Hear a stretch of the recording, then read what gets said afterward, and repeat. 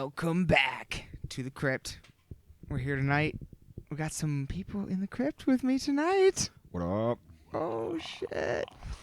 Alex and Aaron are here. Returning guest. Yes. Hell yeah. Glad to be back.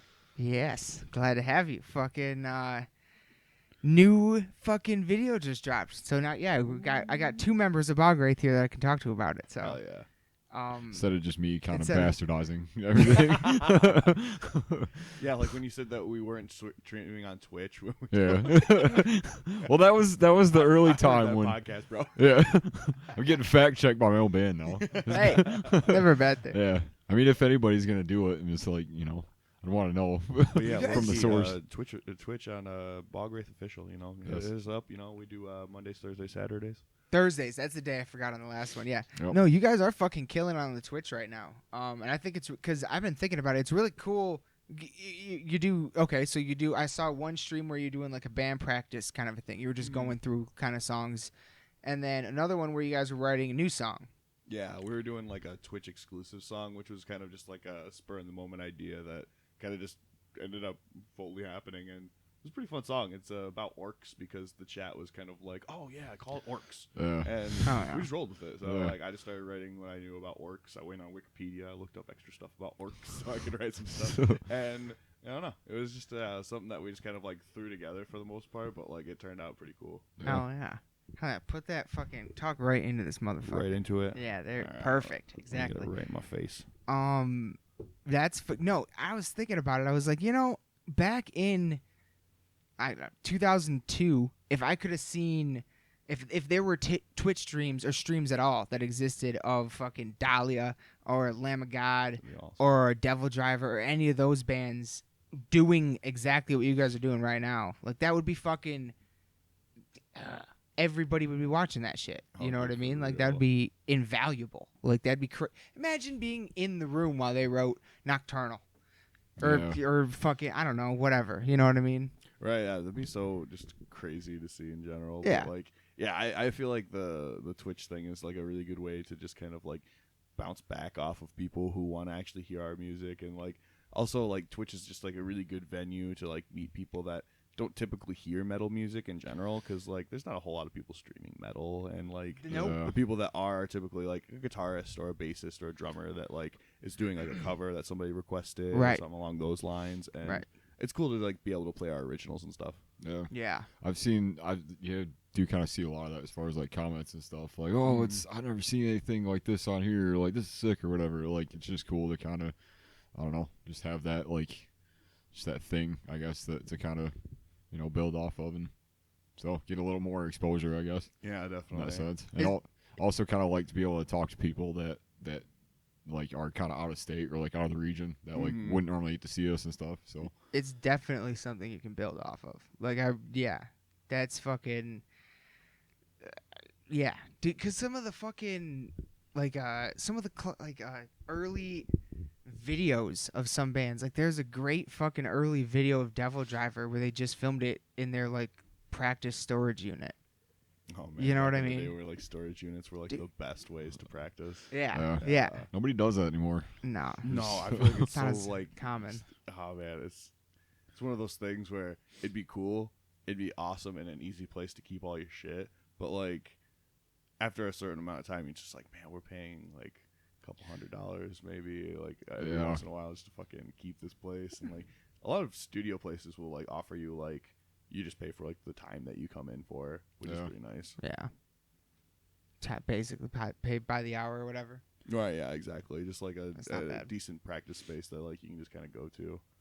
Just talking about that with somebody, like there's not like, 'cause you look back at like those older documentaries and stuff, and it's like there's like, oh, like had this like practice space that was like over here, and it was like 4 bands, and like it was like I think it was the Cannibal Corpse one where they're talking about like the early days and stuff, and they're like, oh, we were recording this while Deicide and like whoever were in the next room over like doing this, dude, and crazy.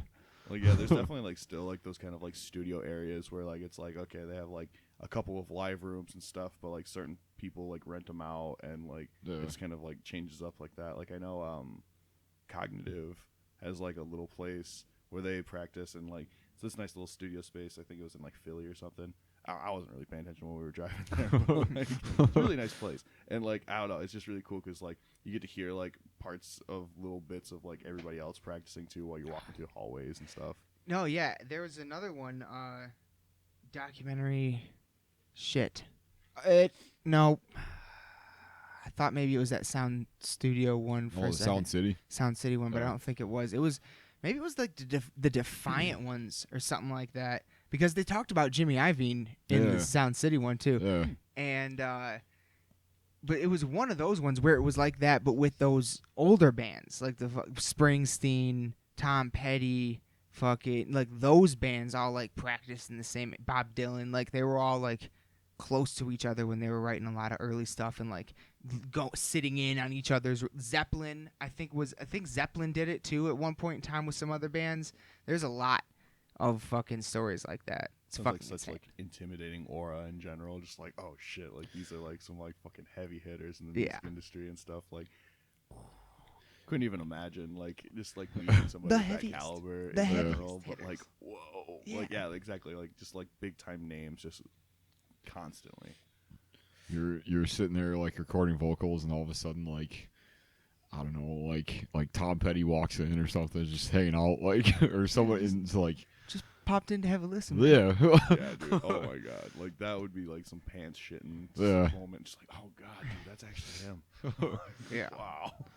Like I hope I don't suck now. Like Right, yeah, exactly. I don't know. I feel like I wish that I wouldn't get the idea of starstruck, but like, oh man, a certain caliber of person, it was just so hard to like not think that you would just turn into an absolute pile of mush. Just- No, Yeah. 100%.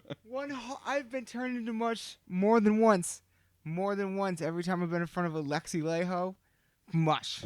Right. Fucking, Jamie Josta, I like your podcast. Dude, Jamie Josta just did a podcast with Trevor Yeah, and stuff. yeah, and, I like, heard it. it's so It's crazy amazing. to fucking see them talking about like fucking the Black Dahlia murder now. It's like just so epic. Yeah. yeah.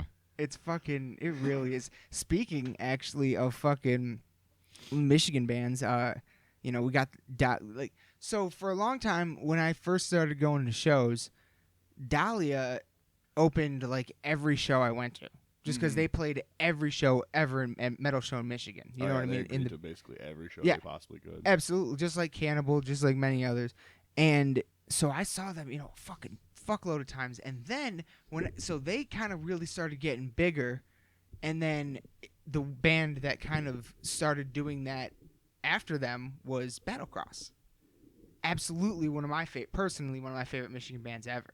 Yeah, dude, Battlecross is pretty sick. Last night, while I was at Oigsfest, they fucking posted on social media a picture of them all in what appeared to be a practice space saying, got a lot of work done today, # new shit coming. Battlecross? Battlecross is coming back. Oh Yeah. man, thank God. Battlecross is coming back, guys. I don't know that whole little moment after like what was it, them on Metal Blade? I think Yeah, it was. yeah, they were on Yeah, Metal Blade. Yeah. After they got dropped from Metal Blade, I thought it was just gonna be like they were done or something like that, and I was so disappointed to like think that even. Exactly. Yeah. Yeah. I didn't even know that's what had happened. They Like just- to be honest, I never got I never figured out why they just kind of vanished. Yeah. Oh yeah, Metal Blade, when like band does not like actually achieve what they think they're going to, they just completely negate everything. They're just like, nah, I don't even care anymore. Like Abiotic disappeared for a while because like they just Yeah. didn't do the numbers Metal Blade wanted them to do, I guess. That's And, crazy. Yeah, it That's sucks. crazy because Battlecross is fucking outstanding. Like they're Oh, so right. good live. They're cool. I've met them a handful of. I don't know if I met them all, but I've met a handful. I even fucking saw Gumby, the lead singer, in his old band IDK, back in Flint, like way back in the day. Like fucking, and yeah, like I met him once when they were opening for somebody at the intersection. Maybe it was Bodum. I can't remember who. Yeah, because it was the year they were on fucking Mayhem Festival, and Oh, like a nice. couple weeks before they were gonna be here with Mayhem, they had an off date with it was them, Bodum, and like Amon Amarth or something like that. Damn. Definitely Amon Amarth, and I think LUVT or something like that. The metal band that plays like a flute or something, and he's got really long dreads. It's like folk metal kind of. It's pretty crazy. Oh, that sounds pretty cool. I've never heard of that, but I Yeah. don't really know much folk metal in general. Heard Come quite on. a bit, to be honest. Kind of a niche genre. A little It bit. is, Right, yeah, it is a exactly. niche genre. That's for sure. It's like Viking metal, which was the next band. Was Right, yeah, on Viking a metal, march. yeah. And they were all. I think they were all on Mayhem that same year. So Well, they're all like either Swedish or Finnish bands. Yeah. Like on that. So except kinda Battlecross. makes sense. Yeah. Yeah. But Battlecross was also, that was the year they were on Mayhem, and that's the year when they played the home Detroit show. He brought out his son Caleb during the fucking song Caleb and Yeah. fucking all that. That's in the That's video. sweet. Like, yeah, dude, it was an awesome. God, I cannot wait to see them again. And for a while there, they were still doing the Battle Christmas every year, Battle Christmas show. It was originally at the Machine Shop, and then the first one ever was at the Machine Shop, and I went to it. And then every year since then, it was been somewhere else, and I haven't been able to make it. I want them to bring it back to the shop, though, because that was fucking crazy. Played a couple of Battle Christmases and stuff, and Recorrupted did? Yeah. Oh, shit. But not at the Machine Shop. yeah, not that Because they've never. I talked to them last night about that, because there was a guy at the show that works at the Machine Shop, the lead singer of Blue to Gray. Oh, really? I didn't know that. Huh, yeah, me The either. lead singer of fucking Blue to Gray works security at the Machine Shop because he came Very in cool. in a Flint Vehicle City taco shirt, and they nice. they sell tacos a lot at the during the shows, and he had a Machine Shop hat on. And I was like, wait a minute, I recognize this guy from the fucking Machine Shop Instagram Oh yeah. because they always post awesome shit. Yeah. And I went up and talked to him. I didn't even fucking realize he was from Blue to Gray, the lead singer. Blew my mind. Hell yeah. They were fucking fantastic last Oh, night. yeah, Oh definitely. my god. Fucking, Oh my god. They were really good. they were really And good fucking band, that show last night was another level. Like, that was one of the best yeah. local I'm so shows I've bummed seen I in a fucking long missed time. out. I ended up going home and having to clean up and stuff because, like, just a whole bunch of stuff. So I didn't. Like, how often do you go to a show where you don't know like hardly any of the bands? Every single band, you're like, I fucking like this band.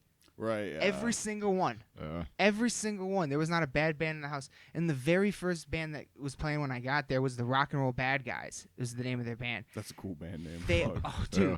they all like that a wore lot. these Yeah. like Wow. fucking, like, I don't even know, like masks that kind of like they had like horns coming off them, almost kind of look like I don't know, like Ace Ventura mask, kind of like whenever he was in Ace Ventura 2. You know, whenever he was in the tribe, doing the tribe Oh, thing, yeah. like those kind of masks, and they all had red fucking eyes, dude. And it was Weird. nothing but red lights on the stage, so they all were That's an black interesting aesthetic, except yeah. the mask and the red fucking eyes, and they were like this real like hardcore punk thrashy kind of. It kind of sounded like Motorhead, and then they closed their set with probably the best Ace of Spades cover I've ever fucking seen. Oh, really? Blew my mind. The place went fucking nuts. It Oh, was yeah. fucking outstanding. Dude. Outstanding. That was. What? Are you seeing the masks? Yeah. me see. So it's not a picture of them like close up, but it's a. Aaron, pull Yes. that up for us. Yes. Yeah. Yeah, Aaron, pull that up. Oh shit, that's actually really cool. I like that a lot. There is the That's an interesting aesthetic. They were the It's- rock and roll what? the Bad Rock and Guys? Roll Bad Guys is the Okay. name of the band. Yeah. That's really cool. Hold on, let me see if I For can some reason, find when you it. said that they wore masks, I instantly went to like Hamburglar or like one of those like domino masks Yeah. and stuff. Like, I thought that was like gonna be the look, but then I was like, Oh, that's a here little we too go. Aquabats for That's- a metal yeah. band. Hold on. There we go. That's a good shot.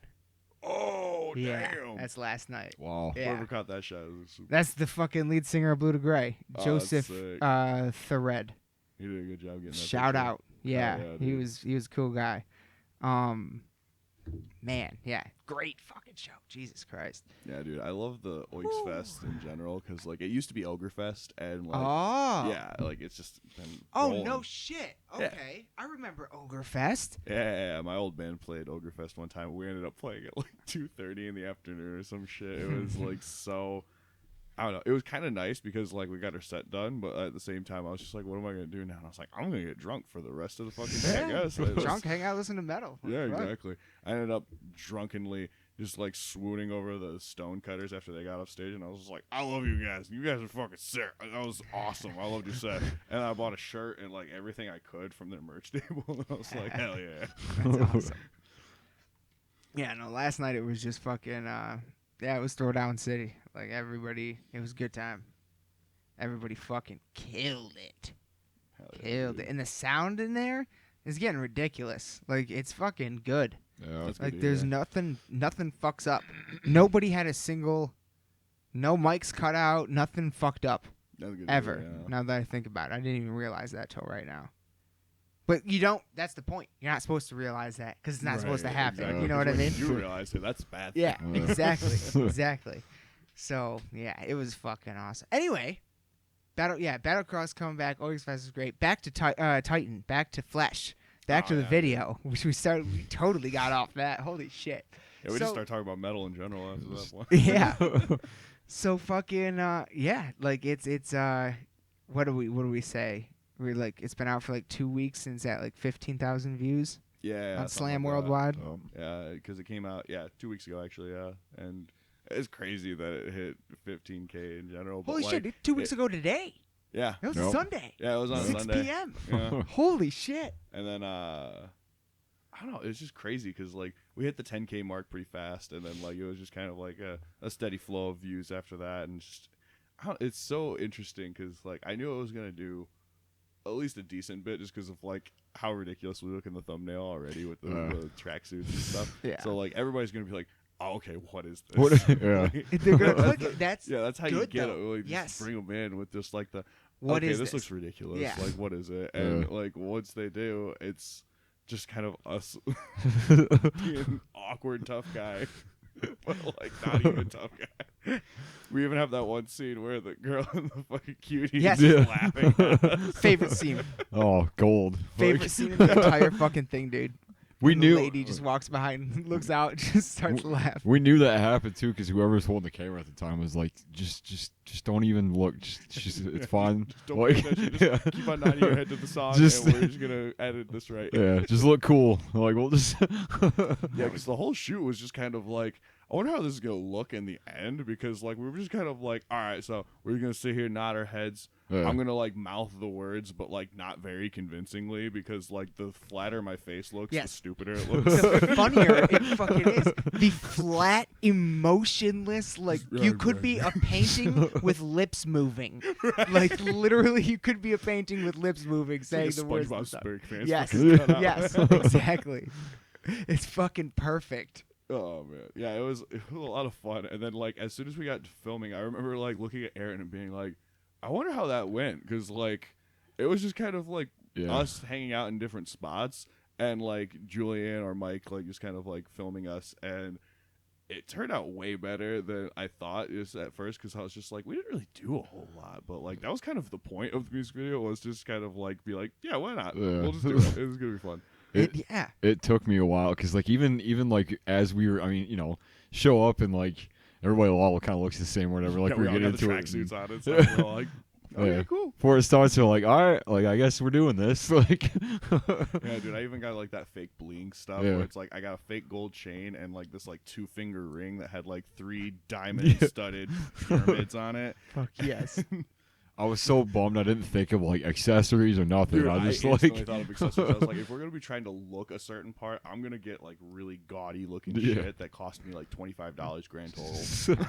I mean, yes, that's what you get for a music video. Yeah. And then a couple of days later, after the music video dropped, I saw this video of this dude trying to look like super fucking ritzy and shit with that ring that I was wearing. Like legitimately the exact same ring. God. Yeah, it was super funny. He did the same thing. I was like, that thing cost me like $12, like tops. should comment and be like, oh hey, nice try. Like, Right, yeah. You flexing with Yeah. this short bill. I got the bling ring too, bro.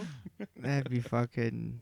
God, yes, that's hilarious. that was like it was so fun, but it was so weird because it was like you just walk away from it. It's like, all right, well that's that then. Like, Yeah, dude, I guess especially the cutie one, because Yeah. like we were like just like sitting out of the convenience store, and like as soon as we got to filming, I was like, oh shit, like you want to grab like something from the store, and we were all just kind of like, no, I don't really need Yeah. anything. And we were like, oh, all right, and we just Yeah. kinda we were like, oh yeah, we didn't need buy anything. yeah, we need like props or whatever. And it was like, all right, well then just like let's stand out and get some shots out here, or whatever. And then I think everybody was like, after we found out that somebody was like watching in the window, we're like, all right, yeah, I'm good. We should probably leave. Yeah.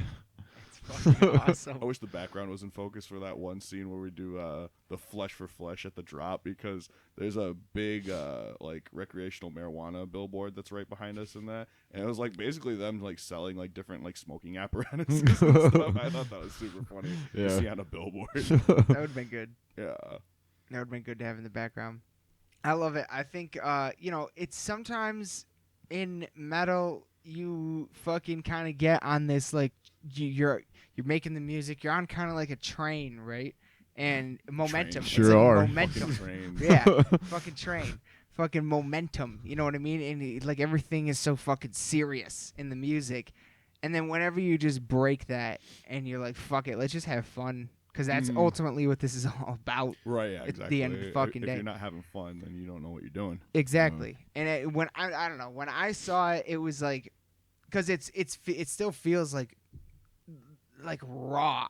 You know what I mean? Like it doesn't feel like overproduced or anything like that. It felt to me in a lot of ways the same vein as Statutory Ape, that video for Black Dahlia Murder. Yeah.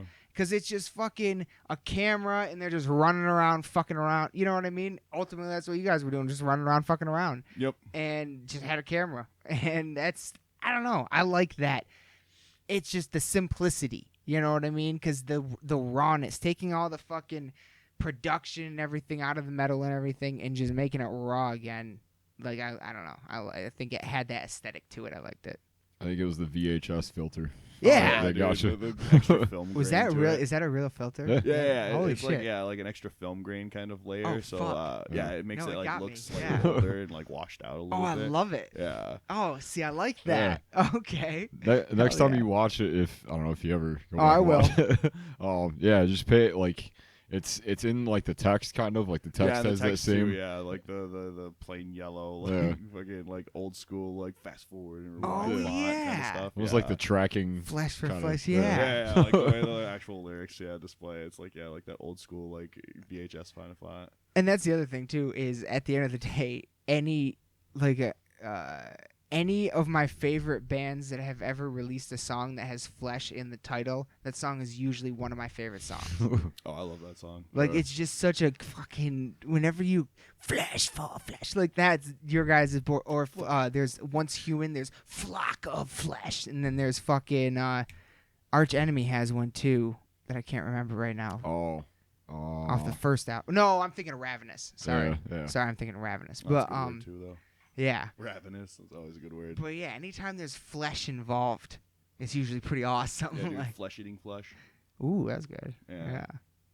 Fuck Pretty sure yeah. it's a Rick Rupture song if I'm not mistaken. I'm pretty sure it Yeah, is. I'm pretty sure it's a Rick Rupture song. 'Cause Yeah. I was just like, I know that song for Yeah. sure, and I'm like guaranteeing it's a Rick Rupture song because I've heard all of their songs so many times. I had Blood Moon in my car for like a year and a half, and I just never took it out of the CD player. So like when I didn't have my phone plugged in, it was just that album playing. Always. Yeah, always. Hell yeah. Every so often I'll do that. Be like, yeah, just whatever. Yeah, dude. Maybe not I- have something one day, and it's like, Yeah, dude. I love their fucking music. It's so good. I can't wait for that new album. Oh, Yeah. neither can I. They've had it.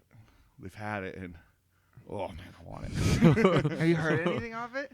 I heard some like early stuff without vocals. Okay. Back when Clint was like still writing the whole concept for it, because like it's Okay. all a whole concept piece, and oh man, I'm just so excited for them to fucking drop that because it's gonna be so epic. Yeah. Yeah. I can't fucking wait.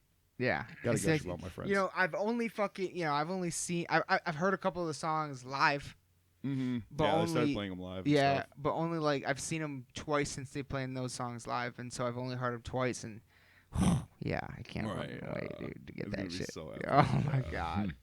Yeah, I'm excited. I'm excited for that. And dude, they fucking bringing it back to Orgs Fest last night. People were like, "Where's fucking?" People were asking me where the fuck Bogwraith was. I was like, "What? I'm not even in Bogwraith."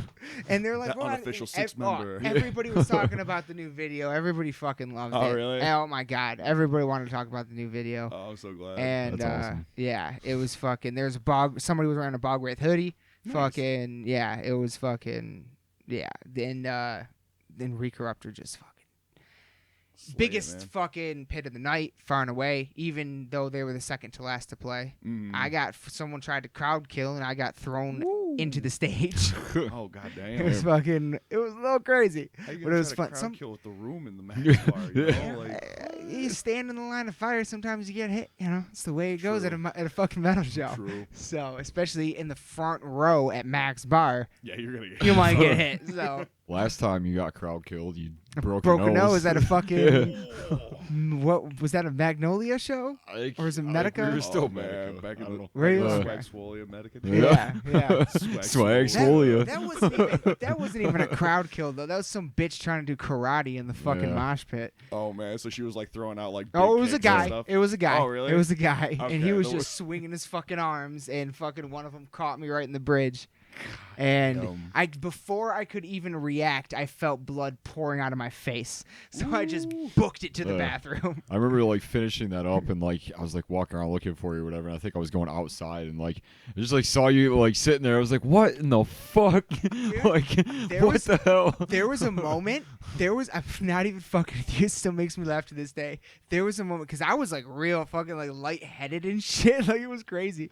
And fucking there was a moment where I'm standing there at the sink, fucking trying to get the shit to stop bleeding. I'm all fucking woozy and shit. And I'm looking in the mirror. And in the reflection of the mirror, I see you, Josh, and Jamie walk by to go outside. And I went, no!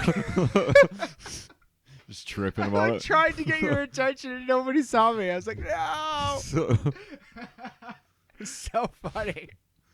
I was so fucked up. That was, and I that was 10 seconds. I walked in, found my spot, started watching, got hit in the face. Oh, didn't even get a drink, nothing. I still have that picture. Oh, you yeah. like went to the hospital. He sent me this picture of him like all like bandaged up. Or Yeah, whatever. the And I was next like, day. yeah. I was like, dude, I'm gonna put that on a shirt one day. Like shiners and everything. Yeah. Oh yeah, both the eyes were fucking black. It was fucking crazy. For only time I've ever really been injured in a pit too. Like, and I've been in some crazy ones. That's the only, and it was some fucking No. dickweed swinging his arms. That's all. You don't do that in a pit. That's why you don't do that. But then I'm standing there in the bathroom, and like people are filing in, and they're like, "You're the guy that got hit," and I was like, "Yeah," and they're like, "We took care of that guy for you." I was like, "Okay." Justice. Apparently, things were happening after I left. Hell yeah. So yeah, that's pretty cool. That's really awesome. Fucking the worst I've ever gotten in the pit is like I fucking got like tipped over and then somebody stomped my foot, so my ankle just like straight up dislocated for a second. Yeah. Oh yeah. It was happen. Yeah, it was really dumb. But it was enough for me to be like, damn, I should probably be a little more attentive of like where I'm stepping specifically in a pit. I like high fucking top shoes in pits. Oh, dude, I wear high top shoes constantly because my ankles suck. Yep. That little extra protection in the ankle helps. Mm-hmm.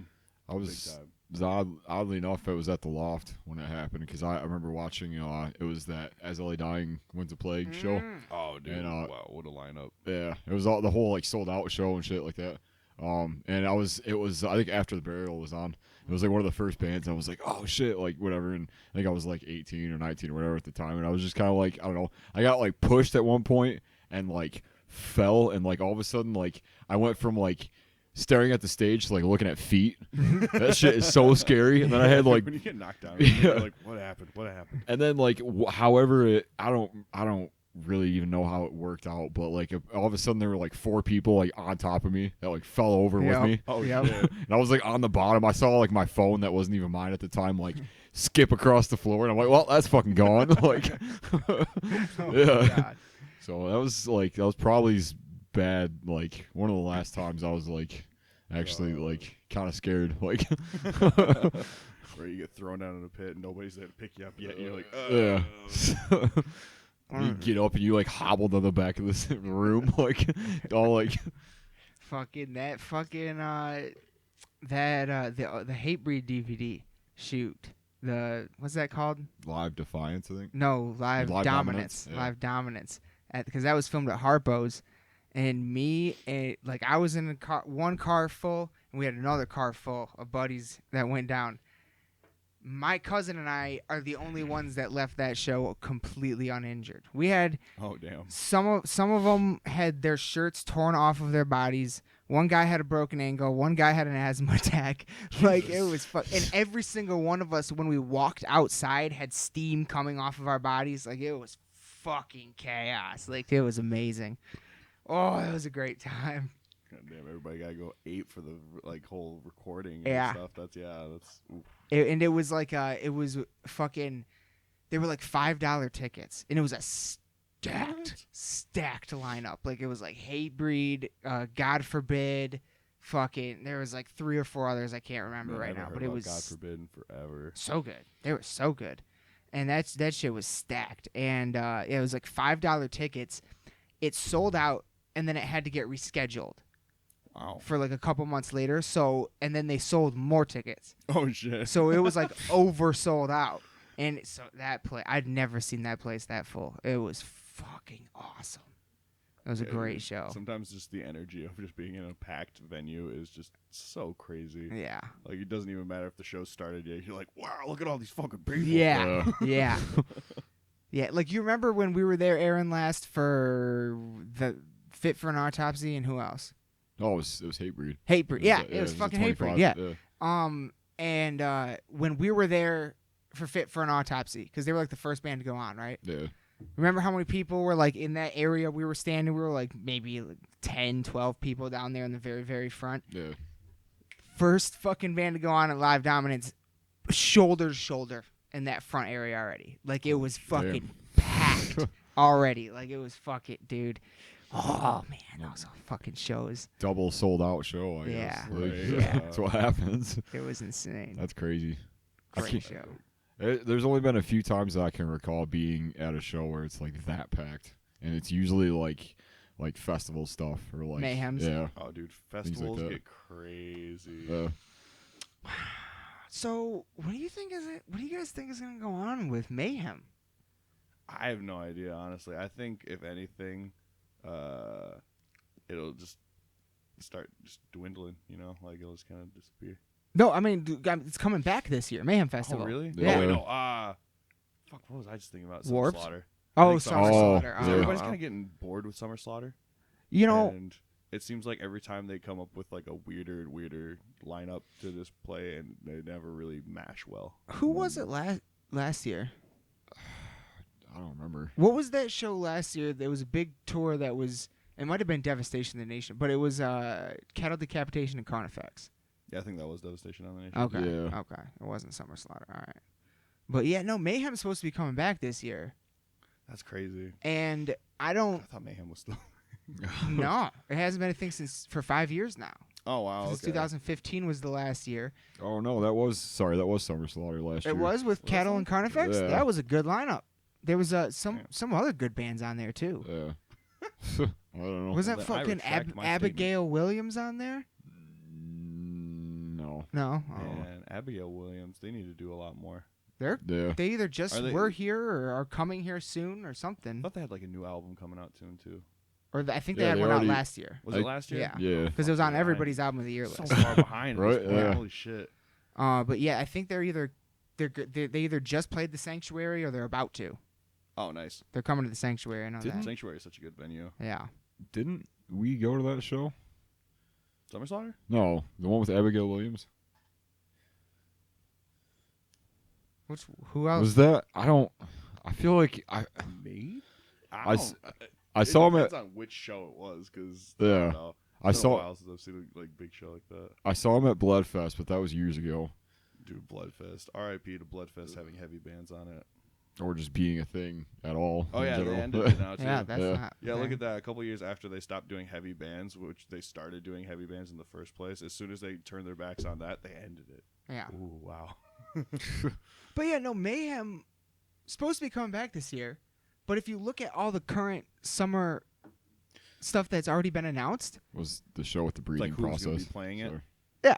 Right. like there's the Breathing Process show. I was love that was band. what it was. Breathing Okay. process, Abigail Williams, and one other band, I think. Okay, yeah. I remember the breathing process playing. Yeah. They yeah, yeah, they're man, sick. they're good. Yeah. They're vocalist is so good. fucking good. Yeah. But yeah, the shit. Everybody that I would have guessed to be playing Mayhem is already scheduled for a tour this summer. Yeah, I feel like everybody's doing a big tour, like especially like the big name acts. And Is just going like ham this year. And I feel like they all announced really early. Like Yeah, it's like- fucking February. Like Right, it's yeah, March 1st exactly. right now. Like Yeah. and we already they were all announced like February. You know what I mean? Like At the latest. yeah. Yeah. Like Michigan Metal Fest hasn't even announced yet. Like it's fucking I'm definitely very curious on like who they're gonna get this year, just because like last year, what was the Hatebreed. headliner? Hatebreed, It was yeah. awesome. Which is crazy. was Like that's awesome. that's a good get. It was a that's really good. get. It was Yeah. them. Chelsea Grin. I think. Chelsea Grin. Yeah. Yeah, it was a good Oh, fucking yeah, show. Chelsea Grin was there Head too. PE was there. It was a pretty good show. I've literally never heard a song by Head PE. I back in the day I was into them, but I have not heard a song in very long. It's I genuinely don't know what kind of music it is.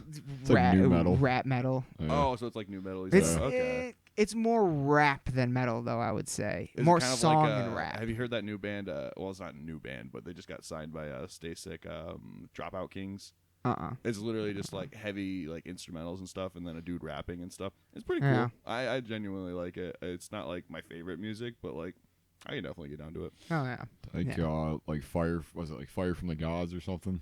Oh yeah. What was the other one? Mhm. Like yeah, I they're don't kind of know. like that. Like they're more kind of like Seven Dust esque. Oh, sort of okay. band, but, yeah. that was the Great. same. Now I remember that So- Seven Dust is a band. we were talking about Skindred like 2 weeks ago, and I was like, Oh. holy shit! I miss Skindred. You know, I think they didn't Josta and Trevor talk about them on that new episode. Maybe I think I heard feel like they Josta talk did. about So- Skindred yeah. recently. Like, what the fuck happened to Skindred? And they're talking about it's question. like What happened to 'em? Rasta metal. Yeah. It's awesome. I loved that shit. it's very unique. That's for sure. But yeah, I don't fucking. I think if anything, at one point, if Mayhem Fest comes back, my guess is it's a one-off. It's not a tour. I would like that. Like That's my guess. if But I don't it think it'll was, be like, a anywhere near big Michigan. Event where like they did like a DVD thing for it, kind of like the That's a good idea. Actually. Not Fest? I'm trying to think of the Mitch Lucker Memorial Oh, like thing. yeah. Like just one big like event where like they like make it like a whole like DVD thing that Yeah. they do.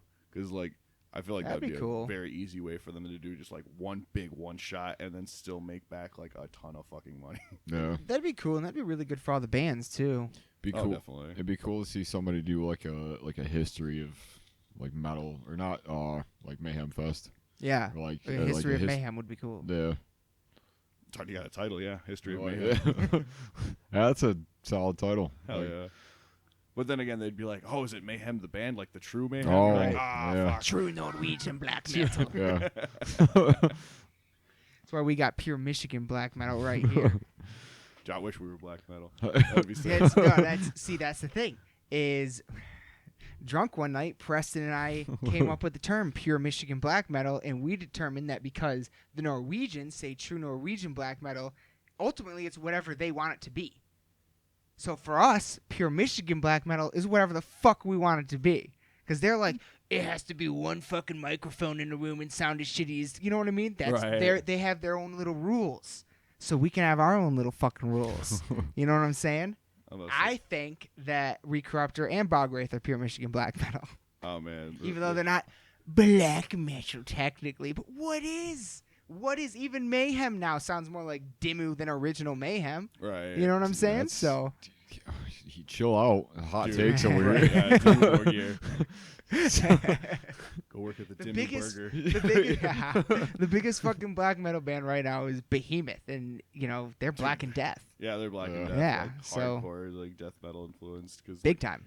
they're so good too. I couldn't Yeah. believe that they were opening Knotfest. Like I thought that was like such a weird thing because like Volbeat was the Oh, second that was the last. weird part. Yeah, like, is that was they were so even funny to there. me. I showed up and I so badly wanted them to open and Behemoth to be like co-headliner for Right, that show. because Behemoth just put on a great show. They and, do. Like I felt like it would They have really been so do. much cooler if it was dark outside when That's- they put on Yes. that show. Yeah. That's the thing. Like it's after because like I think we saw him a couple of times We saw them inside. inside with who the fuck did we see him? It was a headliner and it was with I think wasn't it at the gates. Oh, they headlined, yeah, with At the Yeah, Gates. Yeah, yeah. that's right. Holy shit, I forgot about that. and that was inside and it was completely different atmosphere, like I show gotta and see- everything like I that. gotta Yeah. see At the Gates live just because like I've never Yeah. actually done that before, and Oh, they're like good. They're talking. yeah, like I don't know. There's definitely some bands that I gotta fucking scratch off my bucket list. yeah. Yeah. They're talking doing a 25th anniversary date of Slaughter the Soul this year. Shut the fuck up. That's epic. If Which they would come be- out with Slaughter the Soul top to bottom Yeah. in North America, Oh, dude, yeah. oh, that'll fuck people up. That'd be great. I want and I've said it before, I want Blinded by Fear to be played at like all my major life events. Oh yeah, dude. I fucking love that song so much. Walking into your wedding reception. Yeah. You just start circle pits and everything. Like, That'd be so sick. Fuck yeah, that'd be awesome, dude. play at my funeral. I've seen.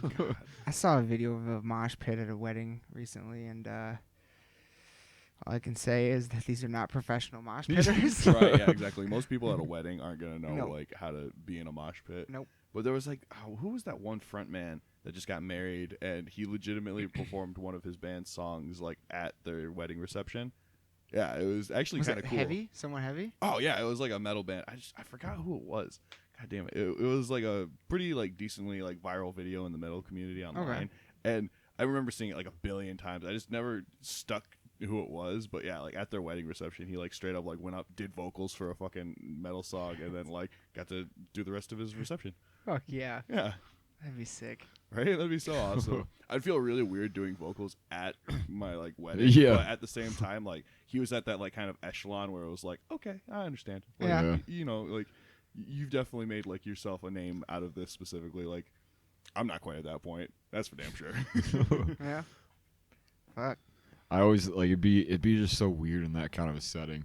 It would. Just like for in real. front of like family and Yeah, like a bunch the of old people. The and, crowd like, is yeah. your family. Yeah, Like, dude, I always feel like the family of like metalheads and stuff are either like really into it or they're just like, I have no idea what you're doing. Yeah. but I'll support Yeah. you, Yeah. Right, or yeah. I won't. Yeah. They'll be like You super know. nice about it, but like at the same time, like they'll either be like, I don't really support it, Yeah, or they'll be like, what the oh fuck? yeah, totally, you're doing great. What? Like it's either genuine or it's just like, yeah, they actually don't. Yeah, I kind of feel like 9 times out of 10, it's like, what is this? Right, yeah. What happened? Trying to explain to Did you. I drop him? What the fuck is going Paint on? chips when he was a kid. Yeah. Like, Yeah, dude. Like fucking, I was showing my dad the EP Titan and stuff, and he was just like, you know, every single time I hear any of your music, it's still just bewildering to me that is you. Like that is not what your voice sounds like. And I was like, yeah, it is. Bewildering. Yeah. Oh my god, that is not what your voice sounds like. Yeah, I'm doing it. Yeah. What Like, else he's, did you mean? he's just like, I don't understand how you do that. And then at one point, it was really funny because like we were listening to one of the songs, and he was just like, "Boo." And he's like, I don't get it. What are you doing even? That is part of it though. Is that people that it is a fucking thing that people don't understand. Is the how many times have you heard? Oh no, I kind of like the music, but I just don't like the vocals. Oh, a billion fucking times. Exactly. A billion. They don't like that growly vocal thing, and you know it's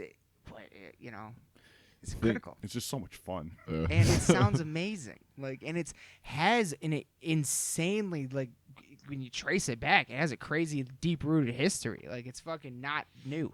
This is dude, not for new. real. I know so many vocalists who like do like warm ups with like Tibetan throat singing and stuff, Exactly. and like Yeah. it's so crazy what it is. how similar that kind of stuff actually is. It's literally what it is. Yeah. Yeah, because like your vocal cords have to like do a certain like kind of vibration if like you want it to like pass through just right. Because like you're not actually supposed to use your vocal cords, but like that's a whole other thing. I don't know. I'm not very good at explaining vocals in general, obviously. But the thing that a lot of people probably don't know is that if you're doing it and you can feel it and it hurts at all, then you're doing it wrong. Right. Like it actually doesn't hurt when you're doing it right. You know, but the way it sounds, Yeah, it sounds like very it would harsh because be it's painful. like such a deep and like I don't know.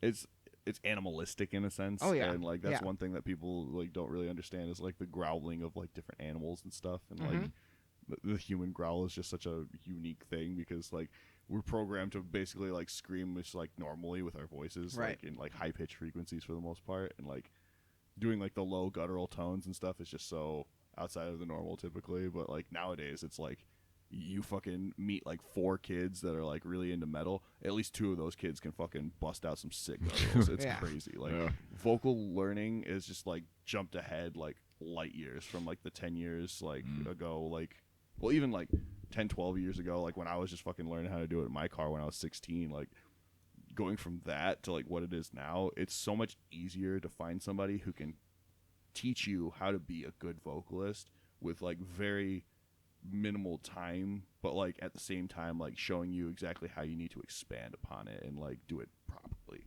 which is nice because I had to waste so much fucking time in my car just like throwing out ideas where I'm like, maybe if I do that, and I'm like I've done slowly that. hurting myself Oh, yeah. because like Yeah. I'm just like not sure how to do it, and like I'm a fucking stupid 16-year-old kid rolling around smoking blunts while I'm just like, okay, Drying your throat out, trying to. oh yeah, just like I would smoke like an entire blunt, and then I'd be like, all right, so I'm gonna put on Hester Prynne and I'm gonna fucking do that song vocally.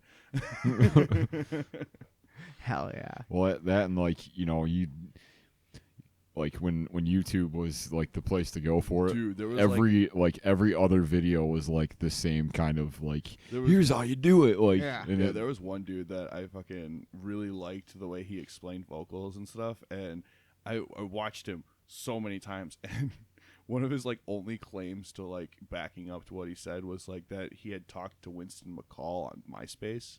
Oh, And like Jesus. that was his validity of like how he was getting some information and stuff. And he's like, well, most of the things that Winston does, he actually can't explain because he doesn't really know what he does specifically. And like, that's every I was like, yeah, I know that's a lot of dudes that like started doing vocals, especially back then, because it was basically like, Yeah. I don't know what technique this is, but I'm doing it. And then like you get stuff that comes out like the Zen of Screaming, and Yep. like it just makes it so much more accessible and like easy to learn for people that don't really want to just like experiment and figure it the fuck out, because like then you're just gonna ruin your voice if you fuck it up. You can. You definitely can. Yeah, like You can fuck it up.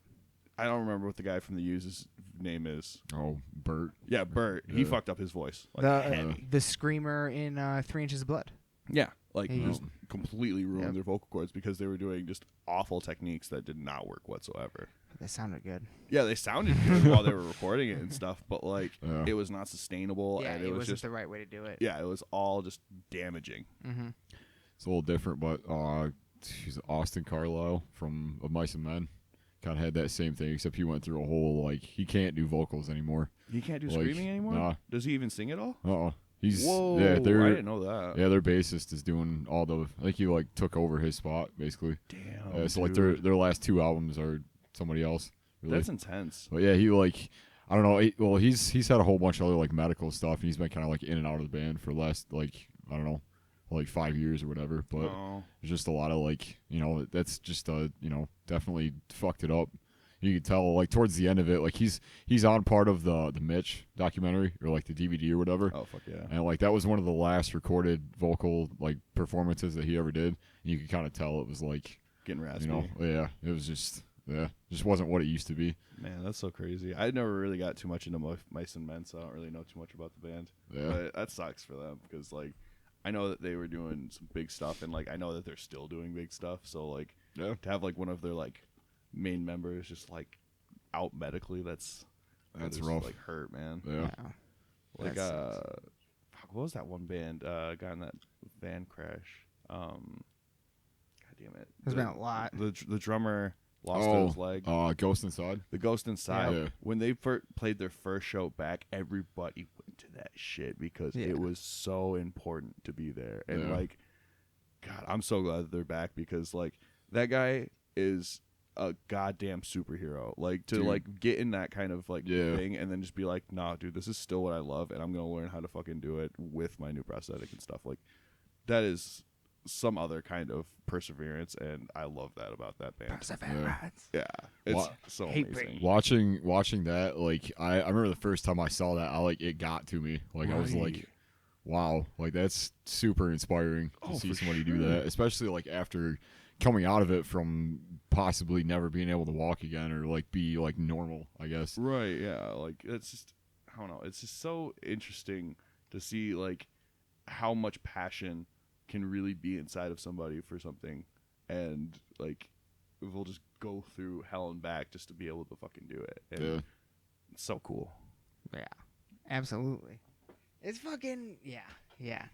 I mean, look at all the fucking Dave Mustaine just beat cancer. Fucking Yeah, dude, you that's know. so epic. I'm so glad, especially because like right after he beat cancer, they're like, "We're going back on tour," And It's like, coming out what with a the new fuck, album, dude. That's and- so cool. Yeah, And like, I feel like when people go through that kind of hardship in their life and they write an album about it, Yeah. it busts mad numbers. Like Yeah. when Nurgle came back from cancer with the Satanists That's and stuff. I was Yeah. just gonna bring that Fucking- up. Yeah. Yep. Or even like David Bowie, God rest his soul. Yep. He wrote an album about the fact that he was dying, and it's one of the most hauntingly beautiful things ever. Yeah. And not enough people talk about it. Okay. So as it turns out, Ozzy has had Parkinson's since 2003. Wow, they Yeah. knew that early? They knew that early. So every time I've seen him live ever, he's had Parkinson's. That blows my fucking mind. That blows Every my mind, album too. since then. And this new album, Ordinary Man, I don't know how much you guys have heard of it. I don't know how into Ozzy you guys are, but fucking when I've heard it, I ordered it. It's not here yet, but I've heard it 2 or 3 times top to bottom. One of those times was with my buddy Jordan, and he asked me, he's like, "Is this a concept album?" I was like, "Ozzy's never done a concept album. No, I don't think so." But then we start listening to every single track, reading the lyrics and everything, and he's like, "Dude, I feel like this is a concept album about his own mortality. Like, I feel like he's literally writing about struggling with, like, death and stuff like that, like, in a lot of these songs." Wow. And you can definitely see that, like, when you read into it. Now, I then later read a fucking interview where he, like, was asked, what's the song Little Green Men about? And he goes, "It's fucking aliens, man."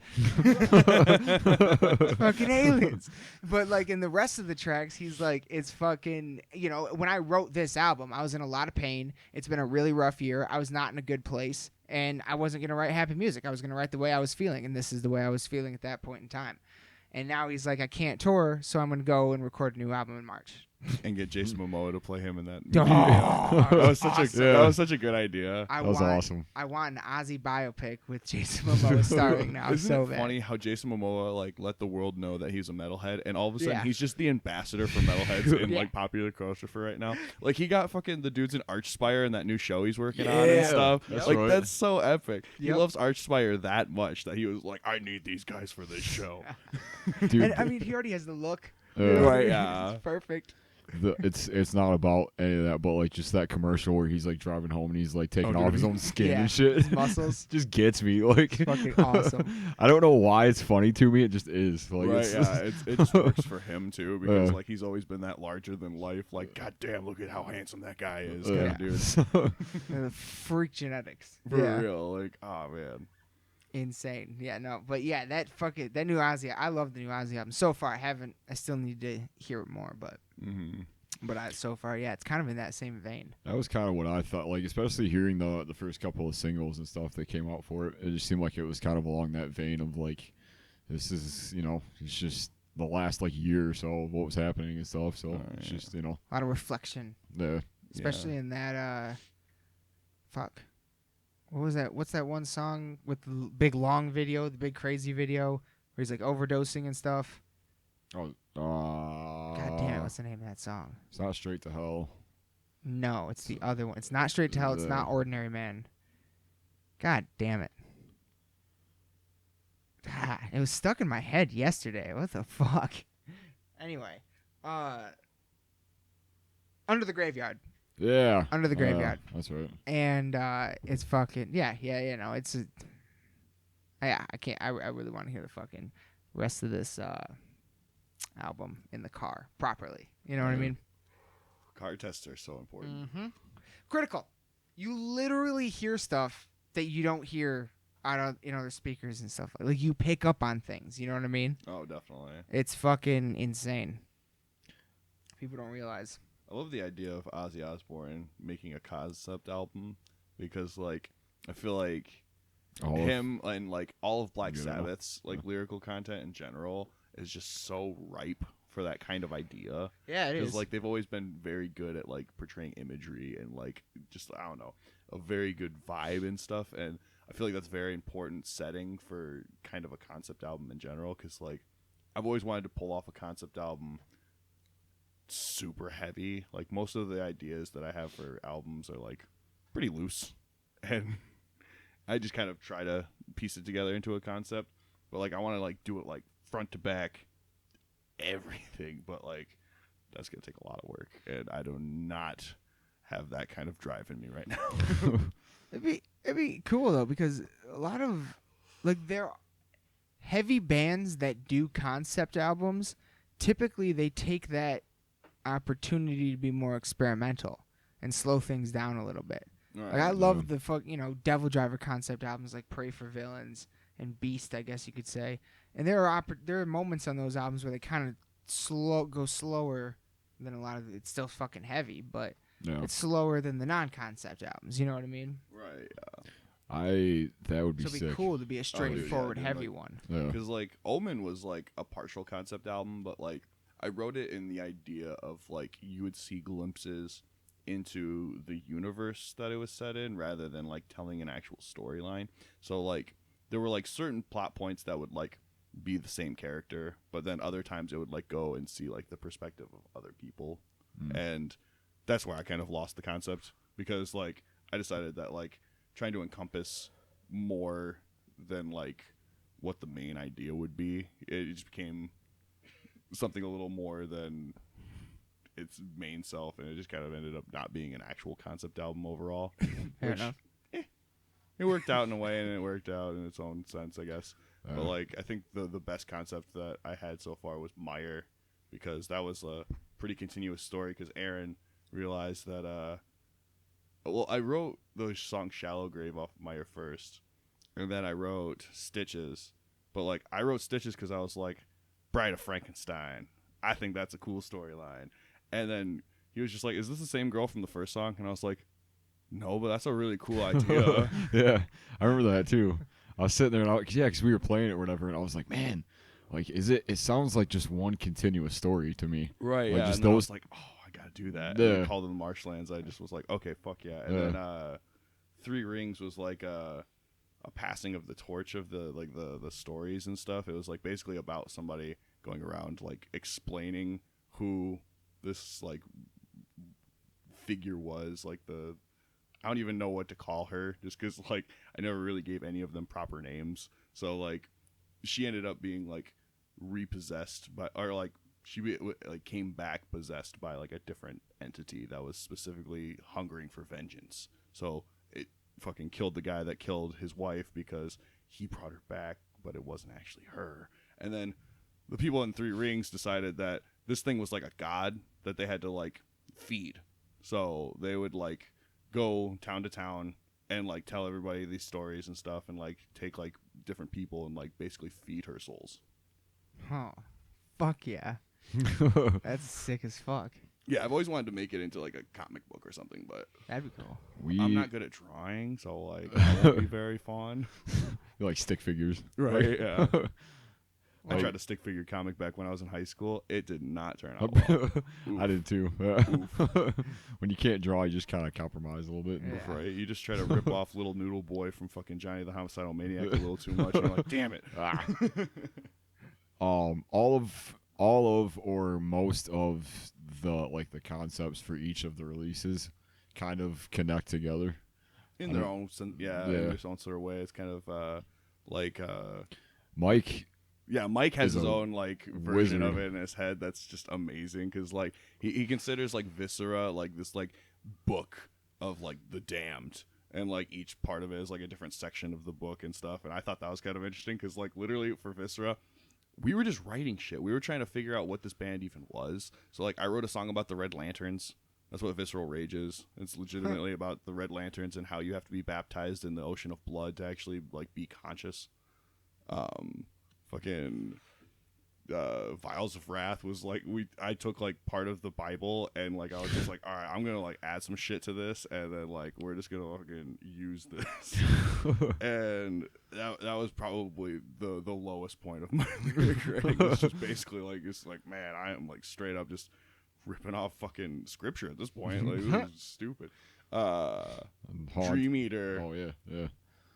I had an idea for Dream Eater before I wrote it like that, but like I ended up just being like, nah, dude, Dream Eater sounds really cool. And I was like, I'm gonna write it about like Hypno, but at the same time, not really, because like Hypno the Pokemon uses Dream Eater on kids, and like that's one of the things that they do in the wild is like feast off of kids' dreams. What was it? Haunted was one that I actually wrote when I was in high school. It was a poem that I wrote because I was just that weird kid in high school that I was like, oh man, I like writing poems, but like I don't want to tell anybody that I write fucking poems, yo. Like, Same. I'll let them know that I do, but like I don't actually write poems. I don't know. Like, you can tell me cool stuff about it, but like I don't, you know. Like, I was just like one of those fucking nerds, and like the song was basically just like a metaphor for feeling just like when you want to kill yourself, fucking straight up, like just like you know that it's not actually how you feel in a certain way, but at the same time it's exactly what you want. It's super weird, and like using that as like a jumping off point as like a possession story, I thought that was kind of an interesting concept for it. Yeah, that's still one of my favorites that we play. I'm so glad it was like the closer. Like, It's it been the definitely closer since we fucking wrote it. Yeah. Fuck yeah. Which is weird because like it just kind of made sense for that. Like, it wasn't even really like, it's like, oh, that just sounds cool as a closer. The final like, riff is just how it hits, man.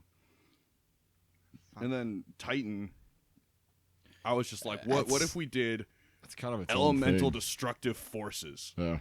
Like the first one I wrote was Flesh, but at the fucking time I called it Stone to Death because it's about a mountain that eats people.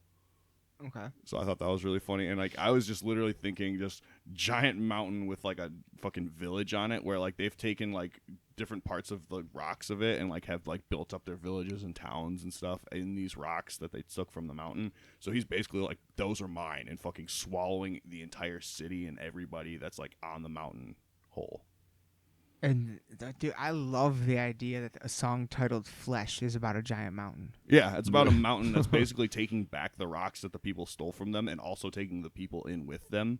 And he's basically saying, like, you took my flesh, I'm taking yours. That's fucking awesome. Yeah.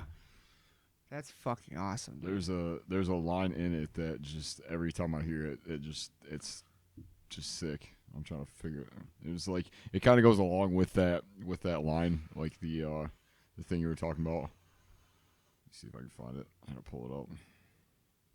About how he's just like eating the like people and stuff. Yeah. It's funny too, because like hearing like the idea that Julian or Mike got off the lyrics before like I actually explained what the concept was so interesting, because like I don't remember exactly what they said, but like they both had a completely different idea for like what it would actually mean and like how it actually like reacted to the whole world that the lyrics were in. Mm-hmm. And I thought it was just so interesting because like I was just like, nah, dude, it's like a mountain that eats people. Like they had like these like really interesting metaphorically like thought out versions and stuff, and I was like, nah, dude, mountain that eats people. You don't understand. Like, One with the mountainside. yeah. I think at one point we were gonna call the EP that. Yeah, we were considering that. Yeah. Yeah.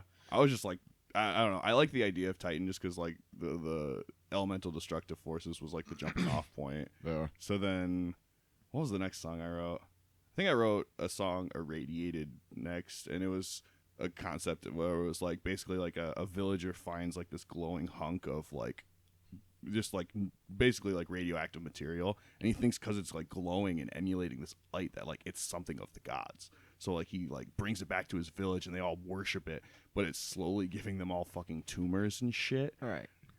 I don't know. I could I wanted to use that concept so much, but at the same time I like the concepts that we did use because They all like kind of fit together. Yeah, putridity is my favorite one. I Yeah. called that one just sickness because it's like about like basically a embodiment of plague and disease that just like comes and just like wipes through and just fucking gives everybody just everything that they could just like be the worst of. So like it's just like them like coughing and hacking up all of their fucking blood and like fucking like shooting out just like pus and snot everywhere and just vomit flowing through the streets. Have you ever seen? Do you ever watch Doctor Who? You ever been in Doctor Who? I've never gotten into Doctor Who. There's a episode, I think in this like the second season, since it got rebooted in 2005, in the second season or something, where they go to this hospital, and they discover like underneath there's all these patients that have been infected with every known disease in the universe, Oh, that's cool. and they're just like fucking like zombie like putrid fucking spores everywhere and all this crazy shit. Oh, like that's cool as fuck. yeah. That was actually like a concept that we were throwing around for a music video, is like having just like us like playing the song and then like the B footage, basically like the overall story would just be somebody like fucking like dying, just like straight up like fake snot like all running down their face and stuff, them like throwing up and shit, just like as just gnarly as you can get with just like fucking being sick imagery. So we talked about like what was it, like 2 cages? Yeah, cages, Sitting and next- then like jars full of just like what the fuck ever and shit. burning candles of other people's like sick and like I'm good on it. yeah, That'd be intense. that line though was slabs of me remolded and stacked to stretch to their heavens, prepared to reclaim the subsequent slaughter will shock and disgust. Yeah, Like that line, that and like the unceasing rage quakes, pulverize and dude. decimate. Honestly, I think that was Julian, because he fucking did some rewrites of the original lyrics and stuff. Because like I mainly wrote them as like kind of like short stories and stuff, and then kind of we shaped them from there. Like yeah, Putridity and Flesh, Julian did like rough vocals for, and like kind of like shaped the lyrics in like a way that he saw like really like form to the music, and he nailed it. Oh man, Yeah. those demos with his vocals on it. That was cool. Big PP, big PP energy. Like, oh man, so good. And like, I don't know, it's just really cool because like, then we had like Sanctum of Brimstone, which was So concept for like a fire titan, basically like burning through the land and just kind of like deciding that that was where he was gonna lay his claim and erect his own castle, just like made of just like the burning ash and like stuff. Oh yeah, Yeah, that's sick. it's a Is really that like really kind fun of what song. the cover is? Well, that was kind of more or less like the idea of like it being like a giant like mountain form that's like a giant like night thing. I thought that was kind of interesting, but yeah, I mean it could still be the fire titan Could be too, the Fire 'cause, Titan. like fucking he's got the big ass sword and all that. Could be the fire guy. Could be a mountain titan. Yeah, Well, didn't Whatever you want it didn't we have the art for it It's the before? Rorschach titan. yeah, we Like had before the everything? art for it before we got I think at that point we only had like Flesh like fully like recorded because like we had like the demos and stuff for everything else Yeah. like Blackened Skies and fucking Sanctum of Brimstone. I always forget the name of that song even though I was just fucking talking about it. Then was it Blackened Skies? Yeah, Blackened Skies is one of my favorites. Yeah. It's really cool because like it's just storms. Like I was like, how could you like use storms to just fuck everything up? And I was just like, I mean, how many metal songs have been written about storms in general? I was like, this is gonna Sure. be easy as fuck. Yep. But like it's, I don't know, it's a really fun one just because like it's a little just slightly different because like it's kind of got like a slow vibe to it, but it's so attacking and like I don't know, it's a really fun song. Hell yeah. Yeah, I really like it just because, like, I don't know, the concepts that I got to mess around with while writing the lyrics. Because I wrote, like, 10 or 11 songs worth of lyrics for the EP, and we ended up just using 4 of them. And, like, one that I really want to use is literally about a guy that, like, can command hordes of animals. And, like, the animals kind of want to, like, take back this, like, village of people for their like own forest so they can just be, you know, the animals there and stuff. So they eradicate the entire village with his help, and his final like bidding to them basically is like to sacrifice himself to them, so they rip him apart too since he's the last human that's present. I just thought that was a really funny idea because it was just like, why would he even do that in the first place? That was like the overarching thing was he was just gonna get ripped apart. This whole thing was flawed from the beginning. Yeah, exactly. It's just like he put all his ducks in one basket and then realized, shit, they're gonna fucking do that to me too, huh? Wait a minute, that means me too. Right? Yeah. All Shit. humans? Fuck. This is That's some awkward. extra fur I can use. Jesus. Have you? I told you about that Black Sheep movie, right? Did I tell you Yeah, about that. that sounds Tell so you about cool. that. I don't think so. It's not the Chris Farley, David Spade Black Sheep. That's immediately what my brain went to. There Right. is It's another. classic. There is another Black Sheep, and it's about. The tagline for the movie is something like, "There are over 100,000 sheep in New Zealand, and they're pissed off." And the cover is literally like a sheep with blood all over its face, Oh, and it's just angry sheep killing people. And Yes. there's literally, it is probably the most funny horror movie I've ever seen in my goddamn life. Oh, And there's literally a scene of a sheep driving a car. Like it gets there, and it's amazing. And oh god, I need to watch it again. I haven't seen it in years, honestly. Sounds so good. Yeah, it's dude, it's one of those movies where you go to the video store looking for black sheep, and then you see that, and you're like, the fuck is that? Well, now I have to get this. David Spade looks like shit. Yeah. Boy. Oh my god, yeah, dude. You remember did you ever go to the video store? Oh, like back in the day? Yeah, like Blockbusters yeah. and shit. Okay, Oh, thank dude, God. all the right. time. N64 games Yes. every other weekend. Yep. Yes. Because I couldn't do that every weekend. No. Same. Yeah, exactly. You forgot it that one time. You're going to forget it again. We got to space it out. Okay, fine. The fucking, but like there was always like those random horror movies, those like B horror movies. You know what I mean? I remember when I started getting into metal, I noticed there's a horror movie called like Laid to Rest.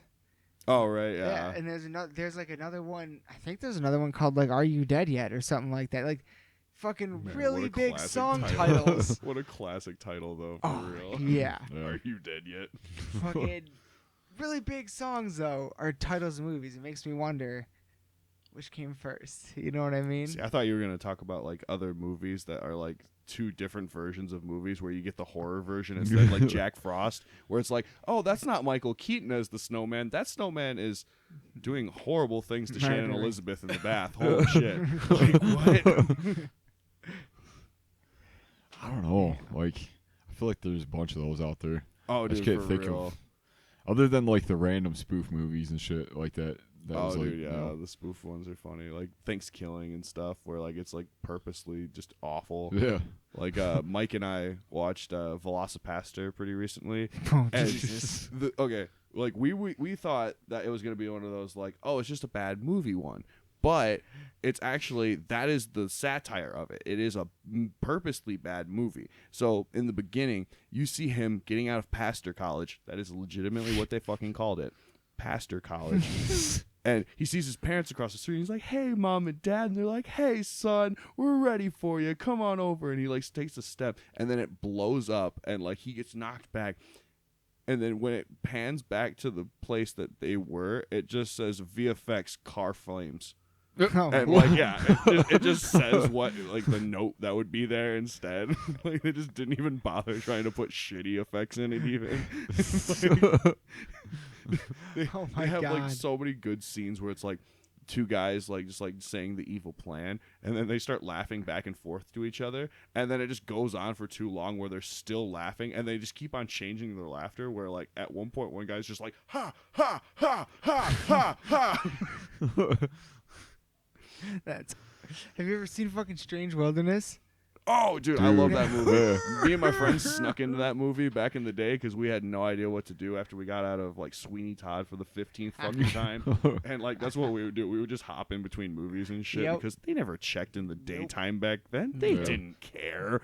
Nope. It's like, That's oh, back- 14-year-olds that are just stealing movies, whatever. Back when movie tickets were only like $6 to $4 during the day or something. Right, yeah, like that. exactly. It was And like nothing. we went through the fucking exit gate from the outside, so like we like busted in and fucking just sat down in this movie, and we're like, what is this movie? I don't know. It was so funny. I just remember the part where they're trying to pull the turkey off of Steve Zahn. Yeah. Being that age and seeing that on screen with a bunch of kids that are like, we have no idea what we just walked into. It was just so fucking funny. It's a great fucking movie. Yeah, it was a Nobody really, I don't know. remembers. It gets a lot more shit than it deserves because it's not exactly supposed to be a fucking It shouldn't get any brilliant shit. movie. It is hysterical. It Yeah, is it's super nonstop funny. funny. There's another. Have you ever seen the movie Hell Baby? No, what? Look that up. Hell Baby? Hell Baby. Hell Baby. Trust me. Have you seen, I showed you that, right? Yeah. Yeah. Is it like a Hellboy spoof at all? Because that would be hilarious. It's more like what's I don't know. Well, I guess it's kind of like, I guess you could argue it's like the prequel to The Omen because it's while she's pregnant with the son of Satan. So she's got like just like weird cravings because she's like pregnant with Satan. Yeah. Is it really like that? There's- Is it there's- kind of there- like a there- weird comedy motif in a sense? There is that comedy in it. Yeah, Keegan-Michael Key is in it. Oh no shit. Yeah, and so is goddamn Rob Corddry, I think is his name. Once you see his picture, you'll recognize him immediately. Wait, I think that's his name. He's in a lot of great movies. is this not that Little Evil movie on Netflix that had what the fuck, the guy that played Ben Wyatt in Parks and Rec? Because that was also a movie about the devil's child, but I'm pretty sure they adopted that child, so I'm probably thinking of a completely different movie. No, it doesn't have him in it. But is it Rob Corddry? Yeah, Rob Corddry. Man, Thomas Lennon directed it. That's awesome. Rob Corddry, yeah. Fucking that guy. You've seen Oh my him and god, shit. that imagery! What the fuck? Wow. It's a fucking nobody's seen Wait, it, and it's Ricky absolutely Lineholm hysterical. was in it? Is that the one where she had a very extended nude scene that I heard about? No, 'Cause I don't remember think there's that any nudity in it at all. Actually, they did a comedy movie where it was like her and Rob Corddry, and they had like a scene where she was just topless for like a minute and a half straight of just her like talking to him, and like No, that was supposed to be like the joke was just her having her tits out. no, this is fucking. It's kind of weird. This is that. I don't think there's any nudity in this. There's a fuck ton of extraordinarily graphic violence. Thank God. But like shit. Dangle and Junior from Reno 911. Yeah, Thomas Lennon. They play two priests from the Vatican, like chain fucking smoking priests that come to fucking exorcise the demon baby and stuff. God. Oh my god, dude, it is gold. Did you ever see their old show on MTV, The State? No, It was like an old sketch comedy show. It's where a lot of those guys got started, like the people from like Reno 911 and that show. God, what was that one like monkey looking dude that was the teacher in Pineapple Express that was just like, oh, I heard that. I wish I didn't hear that, but I heard that. Yep, That yep. guy, yeah, like they were all like in it back in the day, and like it's actually pretty crazy to see like them like that young too. I'm pretty sure it's on Hulu if you want to look it up at some point, because like it's got some pretty good sketches in it. Like it was really funny. Like Michael Ian Black is in it, so like the dudes from like Alright. Stella also Yeah. were kind of a part of it. Fucking Reno's coming back. Wait, what? Yep. Since when? Comedy Central's doing, of course, their own streaming service, and so Why? they're bringing back. Why? Hey, if nothing else, we get new episodes of Reno 911. Bro, I'm The gonna pirate the guy- shit out of those. Oh, I yeah. need to pirate Oh, yeah. Titans too, because I'm not getting DC Universe. No. I don't care about DC Universe. Like, I want to see all of those shows. I love DC. I like it better than Marvel, honestly, but like not the movies. The movies Right. and Marvel are The way comics better. are better. The but comics movies are better for on DC Marvel, just yeah. because I don't know. They do. I don't know. The more modern comics haven't been exactly knocking it out of the park, but some of the storylines have gotten pretty fucking crazy. Like apparently like Dr. Manhattan fucked up the entire universe in DC and then had to go like fucking right his wrong, ended up like dispersing his energy and then becoming an alternate universe's Superman. So Oh, like Jesus. Dr. Manhattan in like a little boy's body that grows up to be fucking Superman. Oh my god. Like that's a thing that happened in DC. Makes total sense. Or Wally West, the Flash, fucking gets the Mobius chair and like all of the powers of Dr. Manhattan imbibed in him. So he's basically all knowing and all powerful. Wally West for no fucking reason. Like why Wally West is the lamest character you could pick to be all knowing and all powerful. Oh my god. That's fucking that's weird. Yeah. I don't know. I could go off on a weird tangent about comic books because man, there's a billion goddamn stories that are just like, what the fuck? Holy shit. Like when Mary Jane died of radiation poisoning because of Spider-Man's cum. Yeah, I remember that. Yeah, dude, that's a thing that That's- happened. yep. Like, wow. Yeah. Yeah, that's fucked up. Or like the Joker and the Mask teamed up and did like crazy cartoon shenanigans to one another and like also fought each other. With the mask, like The Jim yeah, like Carrey's the Jim mask? Carrey mask, because that was a comic book Yeah. series originally, Yeah. which was a fucking hardcore comic book series. Like holy shit, they did not adapt that comic book like correctly at all. Like straight up, the only scene that was like accurate was The one where he's like blowing the animals up, and then like he makes like the Tommy gun and stuff. But he actually murders everybody there. Or actually, the scene where he puts all the radiators and shit through the guys like at the fucking car shop and stuff. He actually does that in the comic book, but like it's like legitimately like they are ripped to shreds while he's like putting that shit through them. Oh my God. Like yeah, and they call him the Big Head Killer. Because, like, that's just, like, how they know him. There's, like, he's got a giant head and he murders people, but he's murdering the mafia around here. Holy shit. Yeah, and Stanley Ipkiss only is alive for a couple of issues, and then he gets capped, and then, like, the cop that's, like, investigating it in the movie becomes the Mask, and, like, he uses it to, like, fight crime and shit. Holy shit. Dude, that's crazy.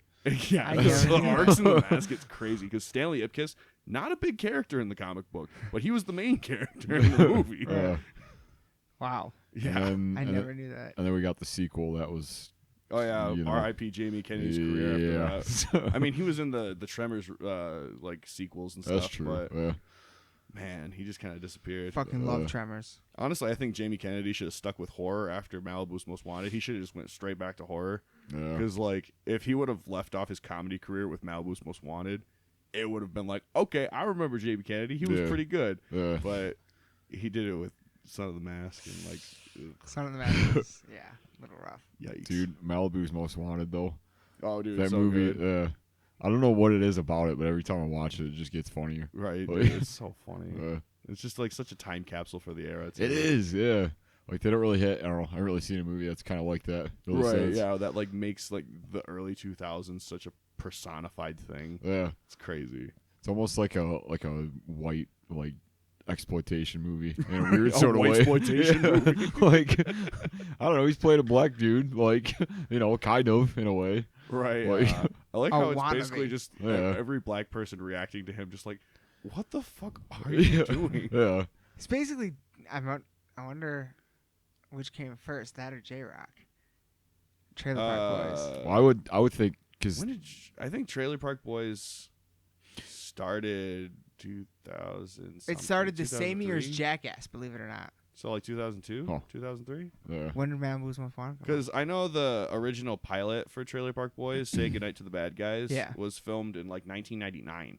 Yeah. Like But- as early as 1999. But Because like the character of J-Rock was wasn't in not that. there at that Yeah, he was point. still what the fuck? Jamie. Yeah, he was just Jamie, just like some random like off character. And then Bubbles wasn't even Bubbles yet in that either. Right. It was just Ricky and Julian killing dogs for people. Yeah, cats too. Yeah, like they would just go kill animals. Like that was such a weird plot. So Trailer Park Boys started in 2001. Malibu's Most Wanted was 2003. Oh shit. He might See, have been based off J-Rock. it's weird because like thinking about it now, like those two characters are so similar. So similar, dude. Very similar, yeah. Even in their story arcs. Yeah. Like, Huh. Mom, I think I'm white. Yeah. God, J-Rock was such a good character. I feel like when they lost J-Rock, they lost a lot of heart in the show. Same with Kinda. Yeah. Losing Lucy because of that Mhm. whole fucking thing. That was weird. and then And then Leahy. R.I.P. to the big guy. Oh, and they still haven't come back with a live No, they did the action cartoon season. series Yeah. and the Out of the Park seasons where Mhm. like they just kind of did tours. They haven't done one of those since Leahy died, though, did they? Yeah, they did. Did they do the newest one? They did Europe, I'm pretty sure. Okay. I've seen them Or all. no, I just I didn't know think if- America was the second one. I Yeah, think they did America was the Europe first. newest one. Yeah, so they did America after. But Leahy was died. that? Was it? It Okay, aired at okay. least after he died. I don't think Yeah. they filmed it before. Yeah. Because okay. then, like, for the cartoon, they just straight up used old sound bits from Yeah, it was different weird. episodes. Yeah, it felt really felt awful. Weird because like because it was different quality audio Right, every single time right. too. It sounded out of place. Yeah, It sounded out of place. it like, sounded that like threw somebody me was off. using like a online, like one of those like old school like flash voice boxes that people used to use for prank calls. Yeah. Like I don't know, it It sounded was super weird. Very weird to me. Yeah, I didn't. Yeah, I don't know. But apparently they are doing a new season, and they still do the podcast Yeah, in character and everything. So and then like Randy's also still been touring and stuff, doing Yeah. his cheeseburger picnics and stuff. Mhm. Yeah. waiting for that to come back to Lansing. Right? Yeah, dude. Apparently the last one I got really crazy. Really? Yeah, the Oh, ones that yeah. were up in like Pontiac and stuff. All right. He comes to the Loft. Yeah. I saw him and Leahy at the Loft one year. I'm so bummed I missed that year. That was fucking. That was cool. Right. That was weird because like it was a comedy show technically, but like Yeah. everybody was like standing around. Yeah. It wasn't. Yeah. I mean, I don't know how you could have, because it's, I mean, you know how Loft is set up. Right, yeah, like, they're it's just going to bring up chairs randomly for the Loft. So everybody was like standing around for a comedy show that lasted like 3 hours. Damn. Like, you That's know, epic, though. 3 hours. Like, 'cause I think they had like an improv group that opened it or something. Oh, that's pretty cool. Yeah. Yeah, they were funny as fuck. He had his little like set of like props and stuff. Nice. Like smoke inside this like bag or whatever. And he, like, I don't know. I don't remember what it was called. I love Leahy. Yeah. It was awesome. He was such a great character. Yeah. Yeah.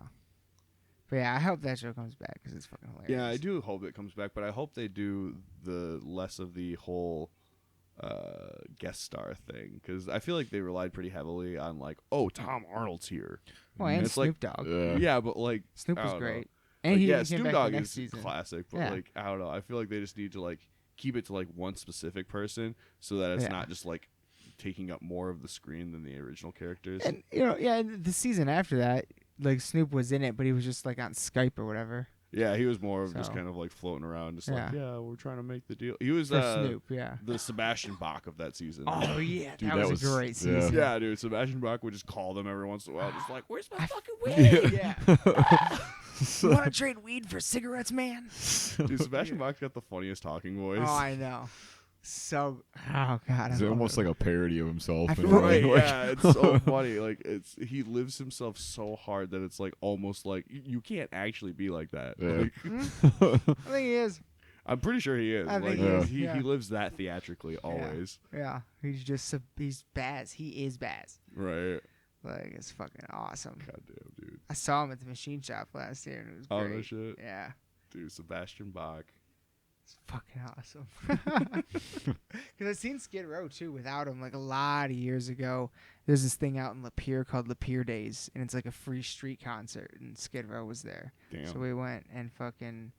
It was all right, but you could tell the front man just wasn't. It didn't have that fucking thing. You know what I mean? Like Right, it it just just didn't doesn't have snap it. right. Yeah, it's good, but not great. You know. Yeah. And I think they even have a new lead. I think like the former lead singer of Dragon Force is their new lead singer or something crazy. What? Yeah, yeah, Doesn't make any sense. yeah. I See, swear how's to God. Skid Row still gonna be a thing? Is my No, they're still a thing, and I That's- think they that's got the pretty lead awesome. singer of Dragon Force because Jordan went and saw him at the fucking Michigan Speedway this last summer, Could you imagine leaving Dragon Force?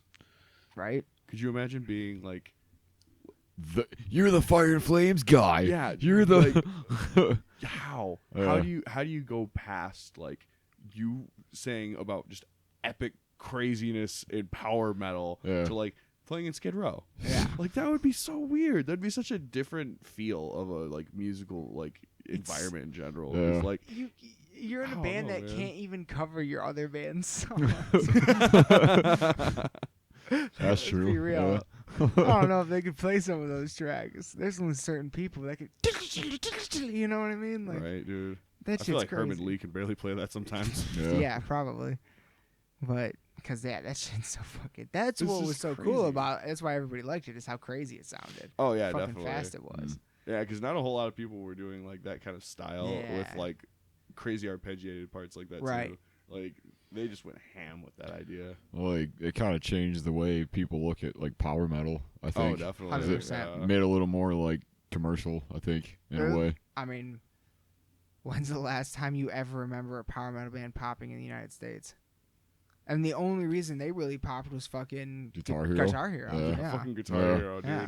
I remember They Guitar Hero Hero. 3 being the ultimate test of if you had no life. Yep. If you could actually clear through the fire and the flames, not expert, any percent, no life. They fucking that game though caused songs to get on the radio. Oh, dude, for You know real. what I mean? Like, Like- I remember hearing All That Remains for the first time on Guitar Hero. Yeah. And, like, it sucks being like, Guitar Hero helped me fucking find crazy new bands, but, like, it totally fucking did. Yeah. Same thing with, like, the Tony Hawk soundtrack. Oh, like, dude. there was so Yeah. many bands that, like, just glued themselves to my psyche because of Tony Hawk. Yep. And Guitar Hero. And, like, I feel like there's not a whole lot of that kind of stuff in pop culture nowadays, because like everybody's into like pop music and rap and stuff, and I feel like rap is almost like that like new level of rock and roll where it's like left and right these people are just getting famous. There's just like a new kid that can rap crazy, just famous overnight, and like you don't even hear about some of the ones that are like hyper famous out of nowhere.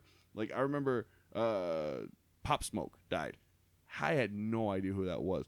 Huge artist. Yeah. A lot of people like him. And I was like, damn, like this is like legitimately what it used to be like to be a like a fucking big rock star, was to like just get instant gratification almost. Like, yeah.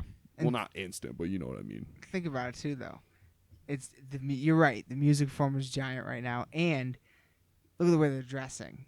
Yeah, they're dressing in the flashiest stuff. Crazy, fucking like more wild, than life, you know, just larger than life personas that can't be topped. Right. And that's why they are the Dude, rock stars. Rap is going through their glam metal phase. Yeah. That's what's happening. Yeah, they got to get the wild big hair with the different colors and stuff. They got to do all sorts of different kinds of braids and like piercings and face tattoos and shit. Yeah. Like they got to do everything to be like, the to new me, thing. Like when I look at it, I'm like, they're just doing their glam thing right now. Like that's what all this is. I feel like the swing phase was almost their glam phase in a sense too. And then something else is gonna kill it, and then what's gonna bring back rap, the net? Because think about the evolution. What happened with metal? Rap is gonna need their fucking Pantera, their next fucking like Run DMC. You know what I mean? Like the thing that takes it back to the old school, but makes it for the new shit. You know what I mean? That hard shit with a point. You know what I mean? Like, yeah. I think it could be, you know, with the ebb and flow of the way when you look at the fucking musical landscape and the history and stuff like that. That's the way a lot of things go. Oh, dude, yeah, trends definitely dip in and out. I feel like it's like a decent like 20-year phase of things that kind of like dictate how things go, because like we end up getting like nostalgic for certain aspects of things. Like you see in new metal nowadays, like that band Dropout Kings, like it's like new metal fucking just like heavy like instrumentals and stuff with rap on top of it. And that's coming back into the ethos right around the time that like 20 years ago fucking Korn and like Limp Bizkit and stuff were getting huge because of that kind of sound. Oh, dude. And now the kids that grew up with that stuff are making that stuff. Yeah, exactly. And like it's just kind of a nice cyclical thing where like I feel like the only genre of music that didn't have it happen to them was fucking disco. Yeah. Well, that's because I think everybody just kind of they're got sick of it. Well, yeah, because I mean, everybody tried to go disco when disco happened. Yeah. Like it was like the gent of that era. Yeah. Like, have you noticed that gent bands are like barely a thing anymore now? Yeah. Kind of coming back though. Somewhat. I'm hearing like but mumblings every once in a while. Spades they were in the early 2010s. No. That was That shit was literally every other band was a gent band. Yeah. It was crazy popular to be a gent band back then. Well, shit. I mean, remember how much like Anthrax, Public Enemy changed the game? Yeah, in, dude. Like, just like the idea of rap thing. and metal being together in the first place. Yeah, that definitely started a huge idea. And I feel like it's gonna take something of that size to really, you know, kind of bring it all back around. I feel like, but it seems more viable now than it ever has been. Really. Definitely. With the way music is like produced in general, it's so much easier to be able to collaborate with different artists in general. It's just gonna take the right combination of things to really send it, you know. And in a time where Rage Against the Machine is back. Oh, dude, anything's and everybody's possible. like, dude, $400 tickets though, and it's like because they're making you donate to charity to go see them. Yeah, that's legitimately what it is. That was only for some. That was only for some of the tickets. That was only for like 100 seats at each venue. Yeah, that was like for show. like the really good seats. Yeah, like the but it was general only like admission seats, or with like $127 or something like that for the whole house. I'm fine with that. Whatever. Fucking the problem comes in where Ticketmaster allows scalping on their own fucking website, where someone can buy a fucking ticket and then resell it at a ridiculous price on Ticketmaster.com. Which is ridiculous. Yeah, that just shouldn't. That's the fucked up part. And the even crazier part is the ones that are doing it are people at the venues. The venues are setting up bots or telling their employees or whatever to fucking buy up as many tickets as they can. So they can make resell. an extra buck off Exactly. The venues themselves. And the venues, I believe, also have a hand in the convenience fees. That's why convenience fees are different for different fucking venues. Because the fucking venues are setting the prices for a lot of those. So, like, when you fucking, have to pay $15 to $25 extra in convenience fees, that's based on the fucking venue you might be going to. Convenience fees. It's so It's stupid. real convenient for me to pay an extra $15 for you to do dick. Yeah. Like, Convenient. what the fuck are we talking about? Like, people aren't gonna sell out this show up and fucking buy all the alcohol. And you know what I mean? What the fuck are we talking about? Like, Jesus Christ. It's fucking insane. And the venues also get paid, a lot of them will take fucking a piece of the merch. Or this or that. yeah. You know what I mean? Some Like, venues do. Even the pay-to-play thing, which still is a Yep. thing, bothers the fuck out of me. Oh, definitely. I think it's one of those things that, like, it's probably not going to go away. Promoters use it as, like, a certain, like, leveling mark of, like, how well a certain band can perform that kind of duty. That's And true. Yeah. Yeah, that helps really form their own scene where it's like, these people sell tickets, bro. Like, that's the thing. And I don't know. It's so weird because, like, there's, like, some of those bands that literally will just foot the bill and just kind of, like, be like, yeah, whatever. Yeah.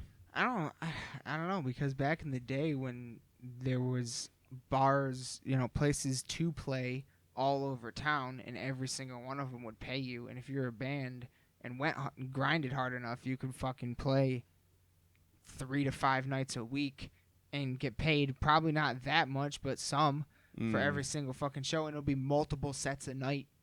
Right. It wouldn't just be one set. You'd be playing for a few hours, and fucking you'd get paid for that time. Like, you'd be able to, like, if you grinded hard enough, you'd be able to make a living literally just playing music. There was a point in time where that was possible. Mm-hmm. And now if you want to, It's like... not possible anymore. Yeah, if you want to, like, make it in music, you have to be doing a lot of different things all at once, kind of, like... You either have to have, like, multiple, like, bands to do. You got to be, like, doing lessons and stuff. You got to do, like, every sort of networking you possibly can to, like, make your own name, like, really, I don't know, something in the industry so that people will want to keep on working with you and, like, kind of advance your own thing while they're kind of, like, using the extra publicity from you. I don't know. It's kind of an interesting little thing with how much you have to build yourself in, like, that kind of way to, like, make a living off of music in general. Yeah. It has changed a little bit, like, as far as how it's all kind of done and stuff. Like, it's the DIY thing is very, like, almost like took on a different sort of meaning once all of that kind of broke, as far as, like, like in like early 2000s and stuff. Because everybody kind of started figuring out, like, different ways to be in kind of everything and kind of, like, take control over everything rather than just like, we'll just be a band. Like, we'll just Exactly. We'll just write the music and play some shows and stuff. And so nowadays, like, people know exactly how to, like, go from, like, square one to, like, okay, so now we gotta, like, get our names out there. Fucking, we gotta get this merch ready. We gotta fucking get our own CDs done. We gotta find someone that'll record our stuff, or we gotta do it ourselves. Yeah. And, like, that's just such a cool thing because DIY went from, like, building up your, like, name in general to, like, just, like, building it from the ground up and, like, I don't know, just really making something of it. It's really cool. Yeah.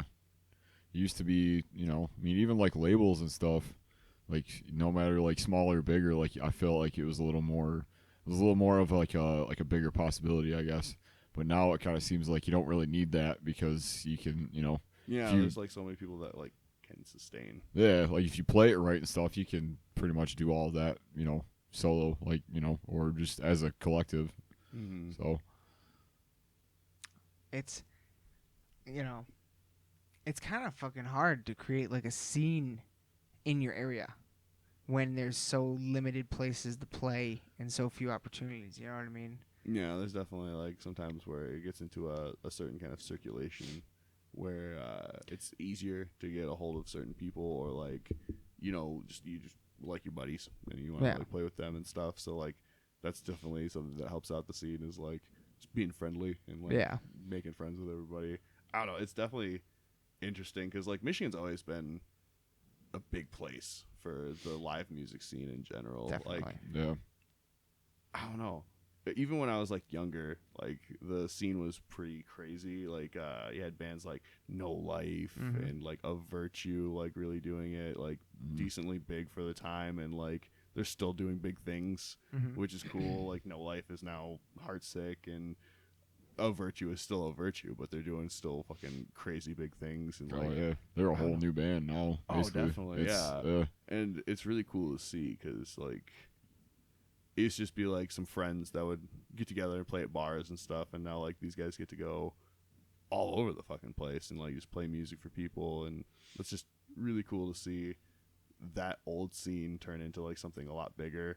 And like that's kind of what I really hope for with this current metal scene that we have, because like there's so many talented people out there. Like it's just impressive how many good metal bands are actually in our state, and like I don't know, it's one of those things that's just like, man, if it's this good here, like I can't even imagine everywhere else, like just like how good it actually is, and like how many bands that I'll never hear or like never know of because like there's so many out there. Yeah, it's fucking insane. I feel like, and we were kind of talking about this a little bit ago, as far as like how you would describe like the sound from Lansing and like the area. It's like it's weird because old school death metal seems to be a really big part of Lansing. Yeah, it's either that or like metalcore. Metalcore, yeah, post hardcore used to be a really big thing in Lansing too. Yeah. But it's weird to be in the center of like you travel like an hour, you know, in one direction you got Grand Rapids, you travel another you got Detroit. And then it kind of seems like Lansing is just kind of in the center, but it's like it's hard to really like, I don't know, like have like a specific how am I trying to say, like you can't really like pinpoint, I guess, one specific sound or like one specific thing, because it's kind of like everything. Right. But like you go further into Detroit and it's more like, I feel like it's a lot more like death metal, like deathcore, and like, you know, kind of that sort of thing. Yeah, I feel like Detroit and Flint also have like a really prominent hardcore scene, which is pretty cool. Yeah. Oh yeah. Yeah, but I definitely know what you mean about Detroit being like very death metal oriented too, because like, yeah, I don't know, I feel like Michigan in general is very conducive to death metal for some reason. Like it seems like there's so many people in Michigan that just love death metal, and that's so interesting because I just don't really think of it as like a very like engulfing thing, but countless people. Like it's just crazy how big the community is here. It is. It's fucking awesome. And it was out last night. It's out every time they do that fucking Michigan Metal Fest. Every time there's a big show at DTE. Right, yeah. It's like, where did all these people, like, sold out? Yeah. For real. Yeah. Jesus. For Megadeth and Lamb of God, what are we? For Slayer last year? For what, you know what I mean? Like, yeah. I think it's kind of interesting because, like, there's a lot of people out there that think, like, metal isn't really doing all too hot. And it's like, I feel like it's doing perfectly fine. You are incorrect thinking that. Just because you don't hear it on the fucking radio doesn't mean dick, because all the fucking shows we went to last year pretty much were sold out. All the shows we're going to go to this year probably going to be sold out. Right, It's fucking insane. It's insane. Like, it's never been like... I remember a time where it was like, if Megadeth... If that same exact lineup that's come... Or the fucking lineup that came last year was Slayer, Behemoth, Lamb of God, Amon Amarth, and Cannibal Corpse. If that came through in 2014, that would not have sold out. I don't think it was sold out at all. But last year, it sold out twice. Yeah. You know what I mean? Like, it's fucking... No, it's huge right now, and people don't realize it. But we do. Right, yeah. Being in it, you can definitely see it a lot easier, which is kind of cool. I don't know. I definitely feel like there's, like, still those people that are going to, like, argue that, like, oh, it's not doing as good, and it never will. And it's like, I mean, at one point, like, metal bands were actually, like, on, like, TRL and, like, in the public eye constantly. Right. Like, there's a difference to, like, how the media outlets also let. But TRL doesn't exist anymore. Those things don't. Could you imagine? Nobody listens to the fucking radio anymore. Nobody watches TV anymore. We Hardly, yeah, we get our fucking music videos from YouTube, not MTV. Right, yeah, You know what I exactly. mean? It's like you get to choose legitimately every viable media source that you get now, where, like, that just used to not be a thing. It was Right. just like kind of like you had to like work your way to find certain things if you wanted to see those things. Right. Nowadays, you can just be like, oh yeah, whatever, click. Yeah, Found it. No. Done. yeah. It's so cool. If you know what you're looking for, if you know like kind of the similar sound you're looking for, if you know, like bands like some that sound like this, there's like, it's like, here you go, like it's all right there. Yeah. That's why I also think that metal's doing just fine because like we were saying earlier, it's a lot easier to like be a DIY band that like you can build yourself up and like get your stuff out there like immediately. So like every year, there's countless releases that are great because so many people are out there making music, and I don't know. I feel like that's definitely helping the whole music scene in general thrive because like metal's doing great because of how many different people are experimenting with it and trying new things and doing whatever they can to like just make music they like. Yeah. I always felt like it's the one genre that it's never like it's had its like missteps and it's had its like, you know, problems and, you know, as far as like the industry changing and all that stuff, but it's the one it's always kind of been there. Like it's in like different forms and stuff, but it's the one that's like it's always, you know, I mean it from like the 90s when it was like huge as far as like, you know, that kind of like revival, I guess, and like up until like 2000s with, you know, like the more traditional like you know, American metal bands, I guess, like the bigger ones and stuff. And then, you know, you get into like, you know, the MySpace era kind of stuff. And like, it's gone through these like shifts with like, you know, the climate of like what's happening and stuff, but it's never really fully like gone away. Like you can't, you know, so I don't know. It's just cool to me.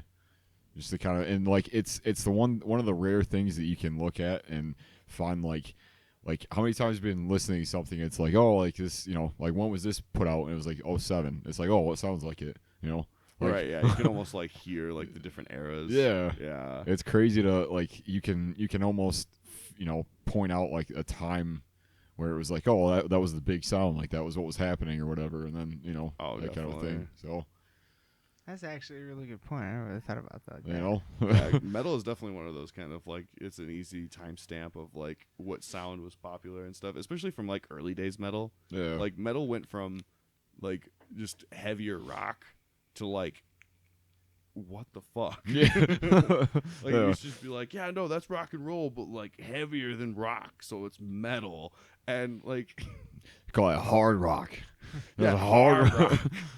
well, like The lines get blurred when you go from hard rock to metal sometimes. Like, yeah, and like the first people that like did metal were just like doing like depressive music and stuff, and then like they went through that phase of like glam metal where they're like, but how can we get people that don't think metal is cool into metal? And they just did something extra poppy with like the fucking flair and charisma that rock and roll like always had, but like they just cranked it to fucking 11. And like I don't know, it's just so interesting how each like decade and era of different like metal has like really encapsulated itself into like its own time capsule. It's really interesting yeah. because like 90s metal was like way different, and then like the 2000s was just like, damn, everybody decided to start rapping and shit. Like I always kind of think about like what would happen if I were somebody that grew up in a time where it was like the 80s and it was like Black Sabbath or whatever, and like you showed me like Black Dahlia Murder. right, yeah, Or, like like you go back in time with like a bunch of music and just be like, hey, you want to hear some metal from like the time I come from? And they're like, okay, yeah, cool. Like, what is it? Is it like something like Black Sabbath? And you're like, no. Here's some Death Atlas. Right, yeah. Get ready to get mind fucked. It's Blasphemy and by Infant Annihilator. By who? Can't even hear the drums. Yeah, I know, right? That would be awesome. It would be so awesome. It would be so hilarious because, like, they'd just be like, what was that noise, like, over the guitars and stuff like that? Like, what instrument is that? And you're just like, that's a person screaming. That's like, yeah. So what? That's a what? It's funny to me to watch like the super old like videos and stuff or like old shows or whatever, and like I don't know, like you'll see a music video for something that happened like in the 80s or whatever, And it was like at one point this was like heavy as dick to somebody. Oh right, yeah, dude. You see like the fucking hardcore moshing and stuff. And it's like the song doesn't go that hard, but okay. To them it did. Oh hell yeah, because like back then like heavy music was just like fucking brand spanking new. Everything else was like so bubblegum and like rock and roll and like Oh, it was either blues. It was chilled out. It's hilarious to watch like the old like Rat and like with the big like spikes Dude. and like the the gigantic stage sets and the fire and all that stuff. Rat. And Fuck yeah, dude. Yeah. Yeah, dude. Fucking. I think it's kind of interesting because like metal has always been such a heavy aesthetic. Yeah. Like if you don't look the part of metal, most people are just gonna be like, "That guy's not that metal, huh?" Like he kind of likes metal, I suppose, but he's not that metal. Right. But like It comes with a uniform. yeah, it comes with like this like weird sense of like you know what a metalhead looks like, and like I don't know. It's funny because like you find yourself falling into a certain like just category of like metalhead, and you're like, okay, yeah, no, I definitely just like fucking live in band hoodies or tees. Like, Yep. I've got a beard. I've got long hair. Yep. Like, Check. Check. I've got a jean jacket somewhere that's got a bunch of patches. Check. Like, When I open my closet, all I see is black. right. Check. I have a black pair of work boots that I have never used for work, but I do use them to walk around in. Check. 30, 40 shirts and 2 pairs of pants. Right. Yep. One Every pair time- of shoes. Every time you do your laundry, you're just like, is this a shirt? No, that's my pants. Yeah. What is this? Oh, that's a sock. Yeah. It's all the same fucking color. Yep. All the same color. Oh, man, both my pair. Well, I guess I'm not leaving the house today, so I gotta do laundry. Like, Yeah. can't just wear shirts on my legs. This is Nah, man, you can wear pants for a long time before they're Oh yeah, I don't know it. I remember there was like this Stand up one in the thing I corner, it's heard about when I was time in to high wash 'em. school. There was like a study that they did where it's like even after like a month of like wearing pants for like every single day, they still haven't like gotten past a certain point of dirty. Like after a certain point of like them being just like normally on, they'll just like stay at that length if as long as you just don't like get like crazy fucking muddy and dusty and shit. And like I thought that was like a legit thing when I was in high school. So It's science. you know, I'd be like, bro, I'm gonna wear those pants for like 2 or 3 days, and I'm gonna change my pants. I would always change my underwear though, because that's like my pants were like one of those things where I was like, are they really that dirty? I wore them for like the whole day, but like, did I sweat in them? No. Did I Right. do anything fucking crazy and like jump off something or like fucking be in the woods? No. Like, it's not dirty. It's fun. Science.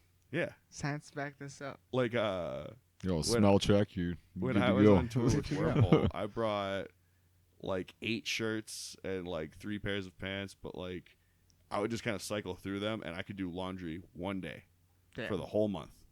So I was just recycling through shirts, and I was like, how long ago did I wear this shirt?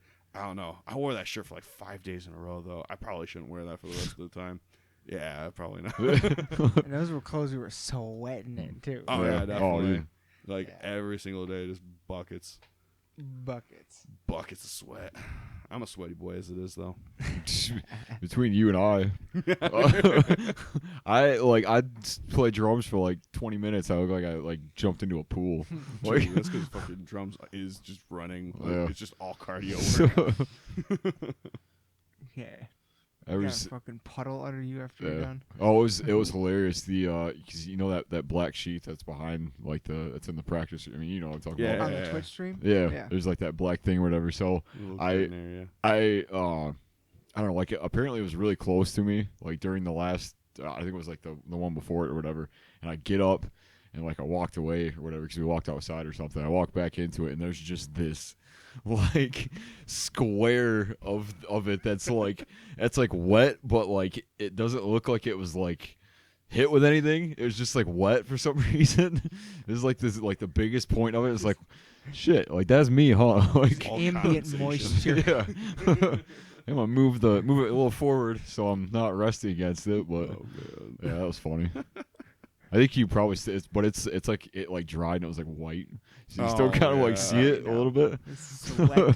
Yeah. Sweat. God, that's the worst part about black clothing and sweat too. Is that like you get like the like salt. rings. Yeah. Like fucking gross. That's why a couple of my hats are like at that point where you're like, I don't even want to touch it. Yeah.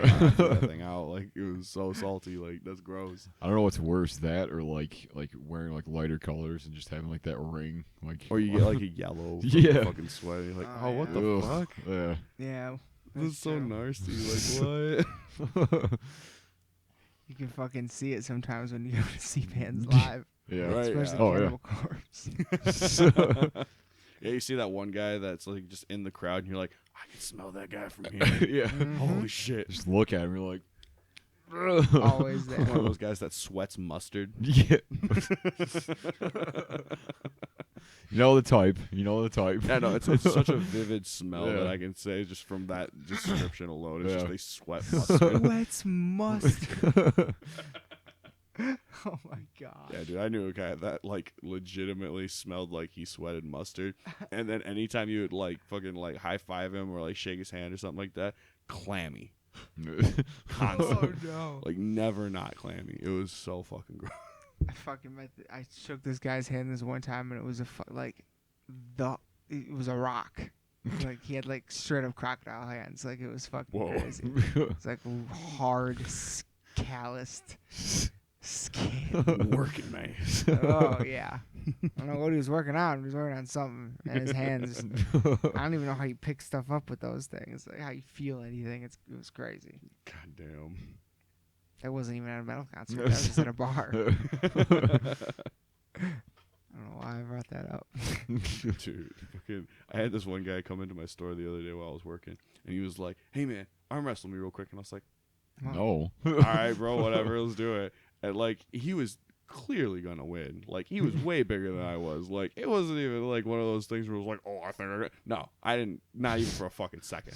Not even for a second. I think I was going. I was just like, I just want this dude out of my fucking store. He ended up talking to me for like 20 minutes afterwards because like he just was like waiting for like the bus or something like that, just Oh like my shooting the God. shit with somebody. So like, yeah, he just came in and just like was like, "Yeah, dude, fucking arm wrestle me and shit," and then like he just kind of like shot the shit with me for a while, and I was like, "Wow, man, this is a really weird way to meet a person. Like, this is super weird." That's a peculiar one for sure. Yeah. Hey man, arm wrestle me. Yeah, that was his first. Yeah, like, I don't think I want to do that, sir. No. yeah, I was just like, No. what the fuck? Keep your hands to yourself. Right. anytime you're 6'4", you get people that are just like instantly like, I want to challenge this guy. I want to see if this guy's tough and dull. And then Fair point. I don't know. You Personally, are tall. I gotta disappoint him because I'm not a tough guy at all.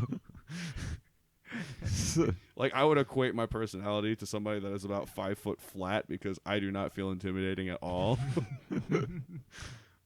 Just weird because like stage wise. Oh no, Like, I gotta it's be just- I gotta be mad boy for on stage. That's for sure.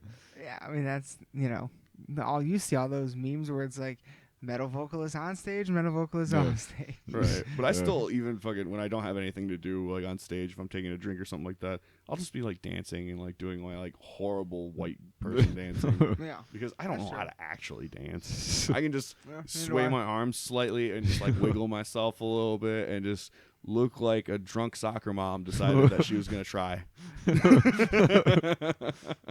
Yeah, it's a pretty accurate Yeah. description of most probably. Oh yeah, I feel like. that's my stage presence. It's just drunk soccer mom who thought she was gonna try. It's like half demon. Like, Yeah, exactly. had It like also's got a lot of shit to scream. had like 6 kids, just sick of it. Like The youngest is just throwing up all the time, and she has no idea why. He's not actually sick. yeah. Oh my god. Learned vocals from that. Just- She's just in her laundry room, just.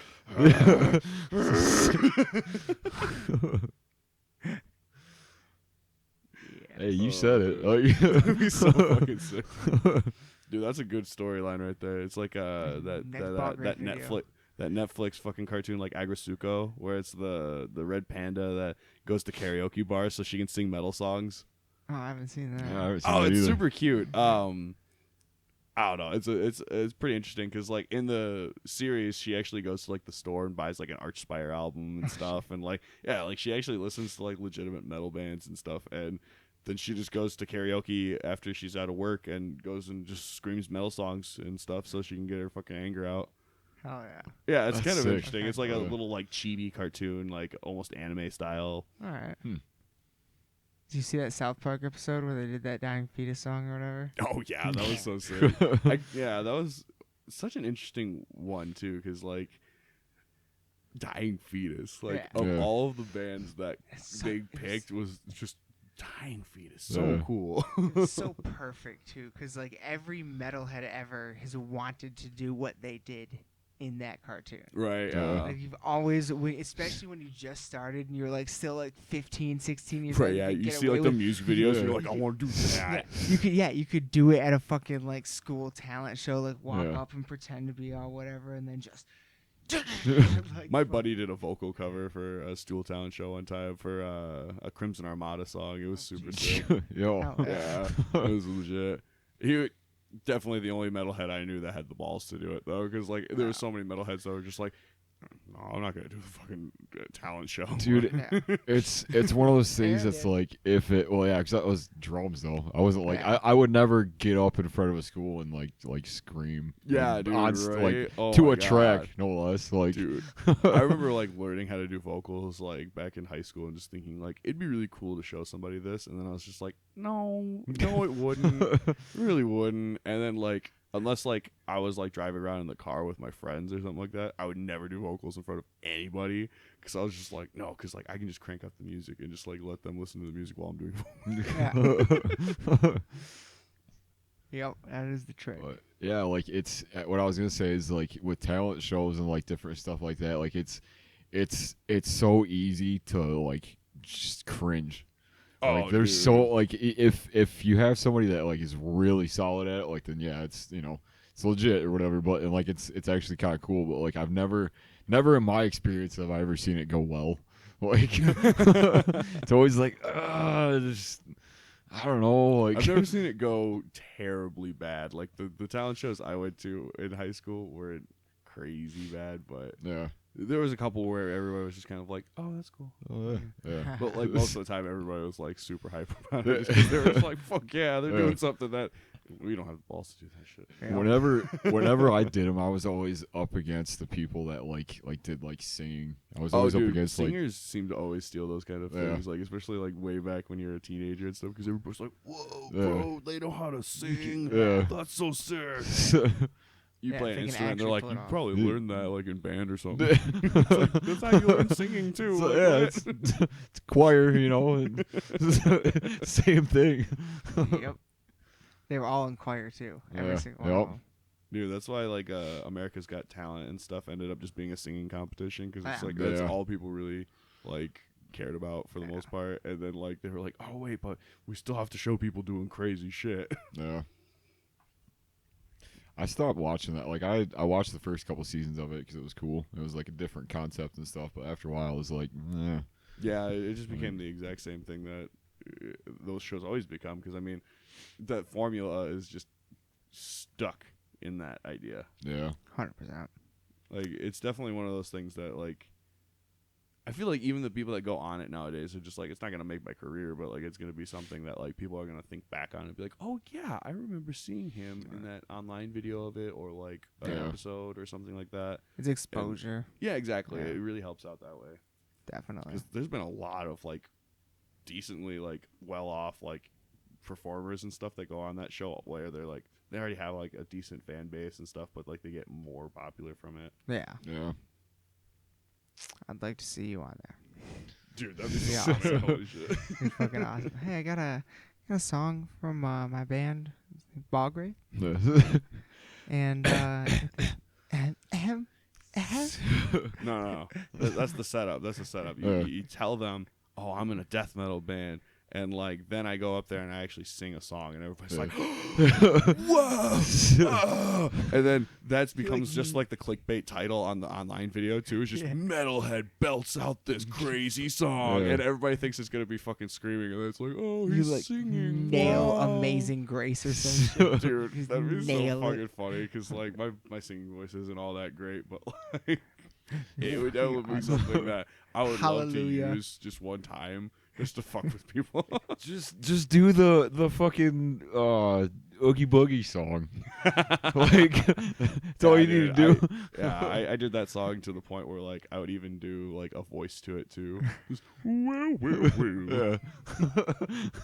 Oh Dude, yeah. we were driving home from like a show. I think it was like I don't know, it was like Hamtramck or something like that, and like I don't know, like somebody put that on, and like everybody in the car just started singing. You know, like it was like holy shit, like That and Jack's Lament. yeah, that one too. From Nightmare Before Christmas. Yeah. Yeah, I know that song. It's the best. It's so good. It's such a awesome. good just movie musical in general. Yeah. Fucking It is. hell. It's probably pretty much one of the only ones I like. It's probably It's the like a only one musical. that I watch every single year because Oh, I like yeah. musicals, but like, man, some musicals are just really hard to watch sometimes. Yeah. Yeah. Like the old like vaudeville stuff where it's like big spectacular sets and stuff. That's really cool, but like Kind of it's very hit or miss with the music because sometimes it's like they nailed it, but other times it's like this sounds like pretty much every other song that they used in this soundtrack. Yeah. Yeah. I've never been that big into musicals. Oh, bro, But I love- Sweeney Todd. That's a good one. I've seen There's- Sweeney Todd. yeah. Like Seen Sweeney Johnny Todd. Depp's not good at singing at all, but like they tried to save it. Yeah. I've seen that. I like Nightmare. I love Nightmare. Nightmare's good. I Would was you- kind of into Rent. Would- Kind of liked Rent. Would you argue that Pick of Destiny's musical? You Oh, could- definitely. an It's a rock argument opera. It's yeah. Yeah. I guess it is. That Yeah. I love. That I love. Yeah, it's a rock opera. That's definitely a musical.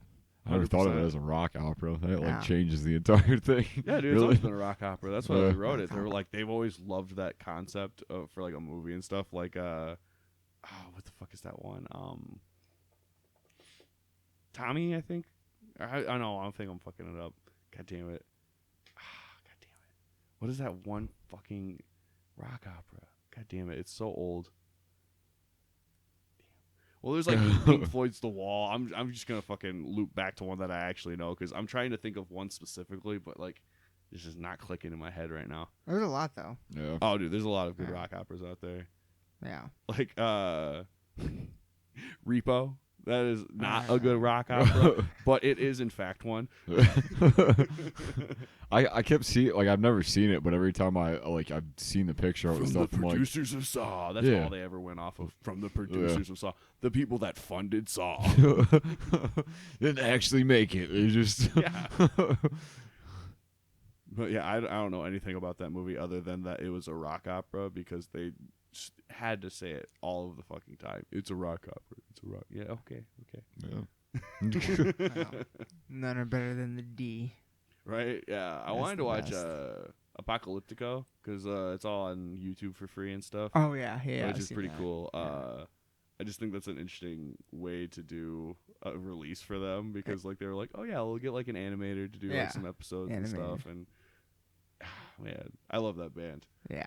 I didn't like Rise of the Phoenix at all, but like they're still good. Yeah. They're the best. They're fucking tenacious. That's one that I still need to see. I've never seen them. I really Oh yeah, like dude, to. I definitely gotta see Tenacious D live Yeah. because like their live band is really talented. Yeah. Absolutely. Fucking outstanding. Well, Oh, yeah. you guys want to wrap this up? We've been going for 2 hours now. Shit. Ooh, damn. You guys went by quick. Oh yeah, for sure. That went by real quick. Holy shit. I didn't even get to everything I wanted to talk to you guys about. God damn it. Well, let's do a lightning round. What else you got? I mean, God. It's just I kind of just want to talk more about the album. I want to talk to you a little bit about Jay and Silent Bob Reboot. Dude, Jane Silent Bob reboot. Oh my god. I actually have finally decided that it is definitely in my top 5 Kevin Smith movies. Oh, yeah. Like definitely Dogma is number 1. I'm gonna say it's Mallrats Clerks, and then I'm gonna say, oh man, fuck. I'm gonna say Strikes Back and then Reboot because Strikes Back is just got the the 18-year-old gap that like I got to love that movie for. Right. Before I saw Reboot. Right. Fair enough. Yeah, that's fair. It's got the sentimentality to it. Oh, attached yeah, to it. definitely. Yeah. And then No, Tusk, Clerks 2. Yeah. Clerks 2 has got to like be Clerks somewhat 2. top there, but like not crazy because like it's not that great of a film. But like there's definitely some classic moments in that Yeah. fucking movie. There's some great moments in that movie. Yeah. I'm just glad that they're getting Dante and Randall back for Clerks 3. Did I ever send you the fucking thing about what Kevin Smith actually said it's gonna be about? No, I think you were talking about it though, like Yeah. him. But here, I'll read you what he actually says. Okay. He says, Randall has a heart attack. And this is a quote from Kevin Smith about Clerks 3. He's like, Randall has a heart attack, decides that he came so close to death, and his life has meant nothing. There's nobody to memorialize him. He has no family or anything like that. And in recovery, while under fentanyl, he comes to the conclusion at midlife, having almost died, having worked in a movie store his whole life and watched other people's movies, he tells Dante, I think we need to make a movie. So Dante and Randall make Clerks. That's the story of Clerks 3. I love that. Yeah. I love that so much. Yeah. That is such a good way to do it, especially because like Randall was a stand-in for Kevin. yeah. Like it was kind of like a split between like Dante and Randall, but Randall was mostly what he was. Yeah. And like I just love the fact that he's going that full circle with the concept. Yeah. That's so intense. It's like half like an autobiography kind of. Right. Yeah. Like half not kind Yeah. of in a way. It's like his heart attack was just like putting things into perspective for him, and he's just like, man, I want to do more things with the people I love, and like he just keeps on doing that, and it's just so cool. And like we talked about with music, whenever musicians go through something like that, they usually come back with some fucking incredible music. Yeah. And Kevin Smith is coming back already with Reboot, which was incredible. Oh, so good. Yeah. And then fucking, I think Clerks 3 is the next thing he's going to do. So, Man, and I then he's still going wanna to do see him. Mallrats too. I want to see Mallrats 2 so bad. I So want to see bad. what happens to Brody. Yeah. Like, why is Brody still working at the mall? At the mall. He's working at the mall, literally.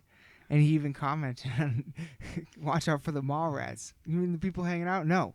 This place is so abandoned. There's literal rats running around. That's what it feels like now. Yeah, Fuck. you both work at the mall. You Yeah, we both work at the mall. Yeah, dude. That's it got to is- hold a real special place for you. Bruh, like Clerks and Mallrats in general has definitely had a huge impact on my life because I was a mall rat, man. Yeah. I was that kid that fucking all of my friends wanted to hang out all at once and we couldn't go to anybody's house because there's Right. too many fucking kids. So we all just went to the fucking mall because it was easy because we knew we could just be there. Right.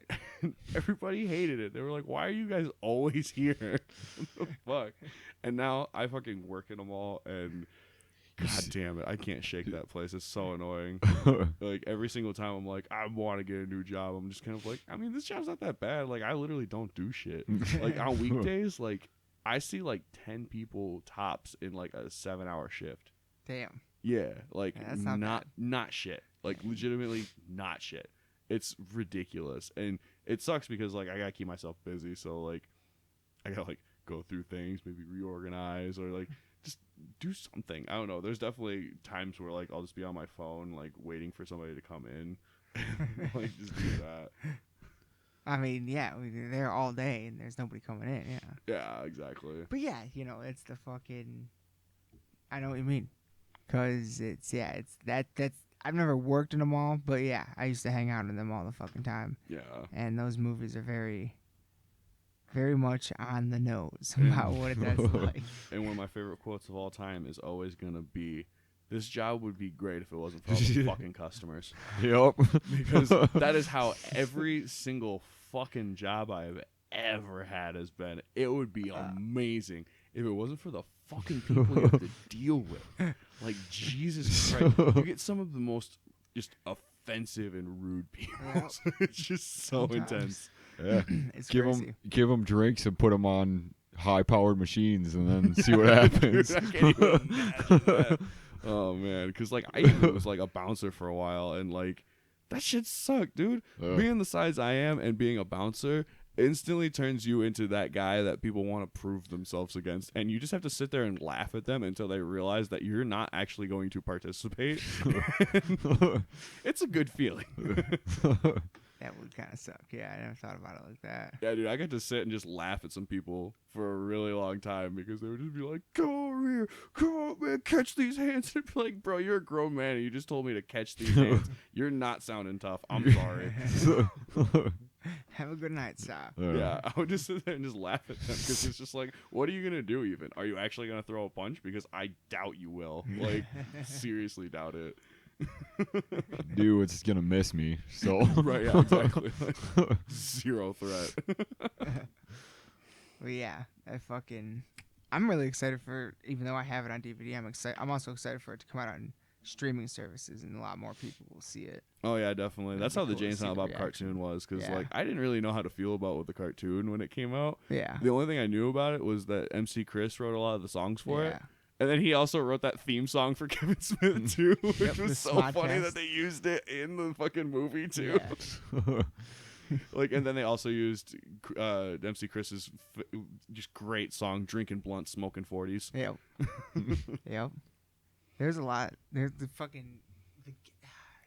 music and the guest stars in that fucking movie were insane. That whole movie was so well put together. Yeah. Like, Ben Affleck's scene was just one of the best self-aware things that Ben Affleck could possibly have done at this point in his career. Yeah. Where he just looks into the camera and he's just like, sometimes you just have to admit to yourself, you're not Bruce Wayne anymore. You're Thomas Wayne. Or his mom, whatever her name was. Yeah. Does a total fucking Jim look at the camera? Yeah. Like, it's so Okay. funny because, like, that was also just, like, a huge point for Affleck, like, realizing that, like, he kind of lost himself in, like, the bad reviews and stuff, and he started hitting the bottle again, and, like, that's been a huge point of, like, him, like, getting out there and, like, doing, like, new movies and stuff and just getting rid of the Batman persona. No. I don't know if he's, like, gone for good, but, like, he definitely stepped down from his own Batman vision that he had. Probably would have killed him if he would have kept going with it. Like, But it would have been a sick movie. He had John Manganiello being fucking Deathstroke and Dark like Knight. Yeah. yeah, you know, and like he was going for like full blown like Dark Knight Returns Batman where he's just fucking over it. Just yeah. But like at the same That'd been time he sick. also would be like post Justice League Batman. Yeah. That would have been awesome to see. What could have been of Batfleck really? I know. Like I feel like he was a really good Bruce Wayne and he could have had liked a it. pretty good chance of it. I just feel like with Batman v Superman not doing great because that movie was hodgepodge. Yeah. And then like I was Justice so League disappointed with that. doing mediocrely. Like it was like honestly, I felt like the Justice League movie was the closest to like one of their like straight to DVD like cartoons that they've done like in live action. Mm-hmm. 'Cause, I like, can see that. It felt like that. Yeah. It did like zero character development. They just went like right into it. They were just like, all right, boy, Mother Boxes, Steppenwolf is here. Fuck, dude, it's getting real. And everybody's like, what is getting real? Who's Steppenwolf? What the fuck is this? Go time now. Because most people don't know who these characters are. Like Yeah. they're just like, what the fuck is this? Yeah, whereas we had like 10 movies or with Thanos. Yeah, and like Yeah. we get like a 2-second scene of like, oh man, that guy in the background looks like he's like getting tortured by something, and then it turns out that's Cyborg, and like Yeah. you get like these like tiny It little was- cameos that didn't give you anything besides like, oh, they're coming, they're was- coming, Yeah. Yeah, hodgepodge is a good way to put it. man, But it could have been great. right? Batfleck. He was the bomb as Batman, though. Yeah, dude, Ben Yeah. Affleck was the bomb as Batman, yo, Batfleck like a motherfucker. Although I am super glad that the whole Bat nickname thing is passed on to Robert Pattinson Yeah. because Oh, shit. Yeah. I haven't heard that yet. yeah, Pattinson is All right. perfect. Just talking about that with somebody. Like, Yeah, and like I don't know, I'm super excited for that movie. Me 'cause too. It sounds like they're doing the Long Halloween as an actual Kind movie, of. and Oh, that's damn. super cool. Yeah, that'd Because be awesome. Great Except comic. not- It's one of my favorite. The only thing, though, is if they do that, it kind of, then in that case, the suit kind of disappoints me a little bit. I wanna Because the see Long Halloween the costume was so fucking good too. Yeah, classic with the long horns. but then again, it could just be one They outfit could that he's be- wearing. it- Because yeah, the one that yeah, they showed yeah. was like they had the looked more the tactical. stuntman on the fucking bike Yeah, with it and yeah. stuff. Yeah, it looks very tactical. It looks like it's padded out to be like a like a crash suit basically. Yeah. Because like there's a lot of those kind of ones for motorcycles and stuff where like you have like slide out gear basically. Yeah. It's gonna be. Yeah, I'm looking forward to that for sure. I wonder when we'll get a trailer for that. Maybe at Comic-Con. I was so bummed at Batman vs Superman because it looked so cool. Like all just the imagery and like the As soon as I heard that Doomsday was in it, I knew for a fact that it was going to be terrible because you can't just jump out the gate with a villain like Doomsday because Doomsday is not just a wrecking force made of Kryptonian DNA. He is the thing to kill Superman. Yeah. That was the point. Yeah. Like he died a million deaths. He died every single time to evolve so that he wouldn't die that way again. Yeah. Until he was just this mangled monster. And you can't just do that out of, Zod and Lex Luthor equals Doomsday for some reason. Yeah. Right. It's like, what the fuck are you, what? That's like if Iron Man 1 had Thanos in it. Right, yeah. If like Iron Man like jumped out the gate and they were just like, this is the living tribunal. And it's like, we just met Tony Stark for fuck's sake. What are you doing? What? Yeah. Sure, Like it's like, come on, pay man. it. We just got Batman. We just got Wonder Woman. Can you not do that? Can Lex Luthor just be the villain proper for once? Instead of just being like, oh, he's got some ass brain scheme that makes no fucking sense. Like every single man movie has always been Lex Luthor with some scheme that makes no fucking sense. Like, I'm gonna make an island out of kryptonite. And it's like, why can't you just be a villain? Why is the island the villain now because it's made of kryptonite? Yeah. Like He's never really been the true like mastermind villain that he is in the comics. On screen. he never gets a super suit once. Never. Yeah. That's like all he's ever depicted in any fucking comic or fucking fighting game too. He's always in a giant mech suit. Yeah. Like, get him the mech suit. Damn it. Yeah. He's a super genius. I thought Jesse Eisenberg did a pretty just kind of got gypped out of that role. Oh yeah, entirely. he definitely did. Because he had what was it, 5 or 10 minutes in the whole movie. Yeah, he tried. I don't know. He played a weird Lex Luthor. That's It was It wasn't like a Riddler. It was it was like the Riddler or like Lex Jr. Mm-hmm. Because I don't know. Yeah. It was not nailing it. Was that the same movie that they brought back the Green Goblin? No. That's no. Never I mind. was like Green Goblin. Nope. What you talking about? Never mind. Different movie. Push my glasses through my nose now. Never mind. I was gonna say, wasn't that the one where they brought Green Goblin back? But that was amazing. Spider-Man. That was Amazing Spider-Man. That wasn't anything at all. Dude, the Amazing related Spider-Man to 2. Oh DC. man, that movie was terrible. Both those movies were. Even though the first one was okay at the very least, because Andrew Garfield was good at playing Spider-Man. He wasn't good at playing Peter Parker, but he was good at playing Spider-Man. I'll give you that. But everything else in that movie sucked. Yeah. Holy shit. No compelling villains whatsoever. Everybody that was a villain was just like, I don't like Spider-Man. He won't be my friend. It's like, go fuck yourself. Why is that everybody's qualm with him? Like, Jesus Christ, dude. It's Spider-Man. He doesn't have time for friends. That was the entire point of Electro. He's like, oh, he was mean to me. That bro didn't forget, or he forgot my birthday or some shit. It's just like, bro, you got your gap tooth fixed from eels. Be happy. Like, what are you doing? Yeah. You got electricity powers. Like, be a superhero instead. Like, what? Fucking Mysterio nailed it though. Yeah, dude. Oh my god. Cool. The MCU Spider-Man is legitimately my favorite. Tobey Maguire was great, but those movies are They don't hold up. dated.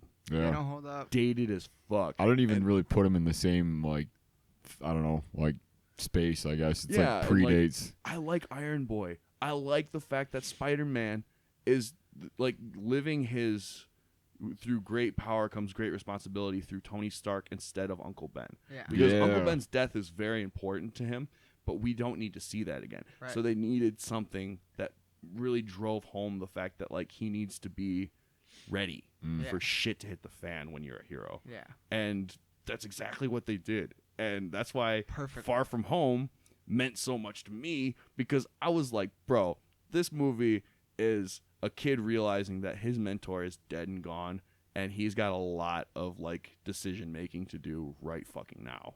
And it just worked so well. It felt like such a comic book the entire time.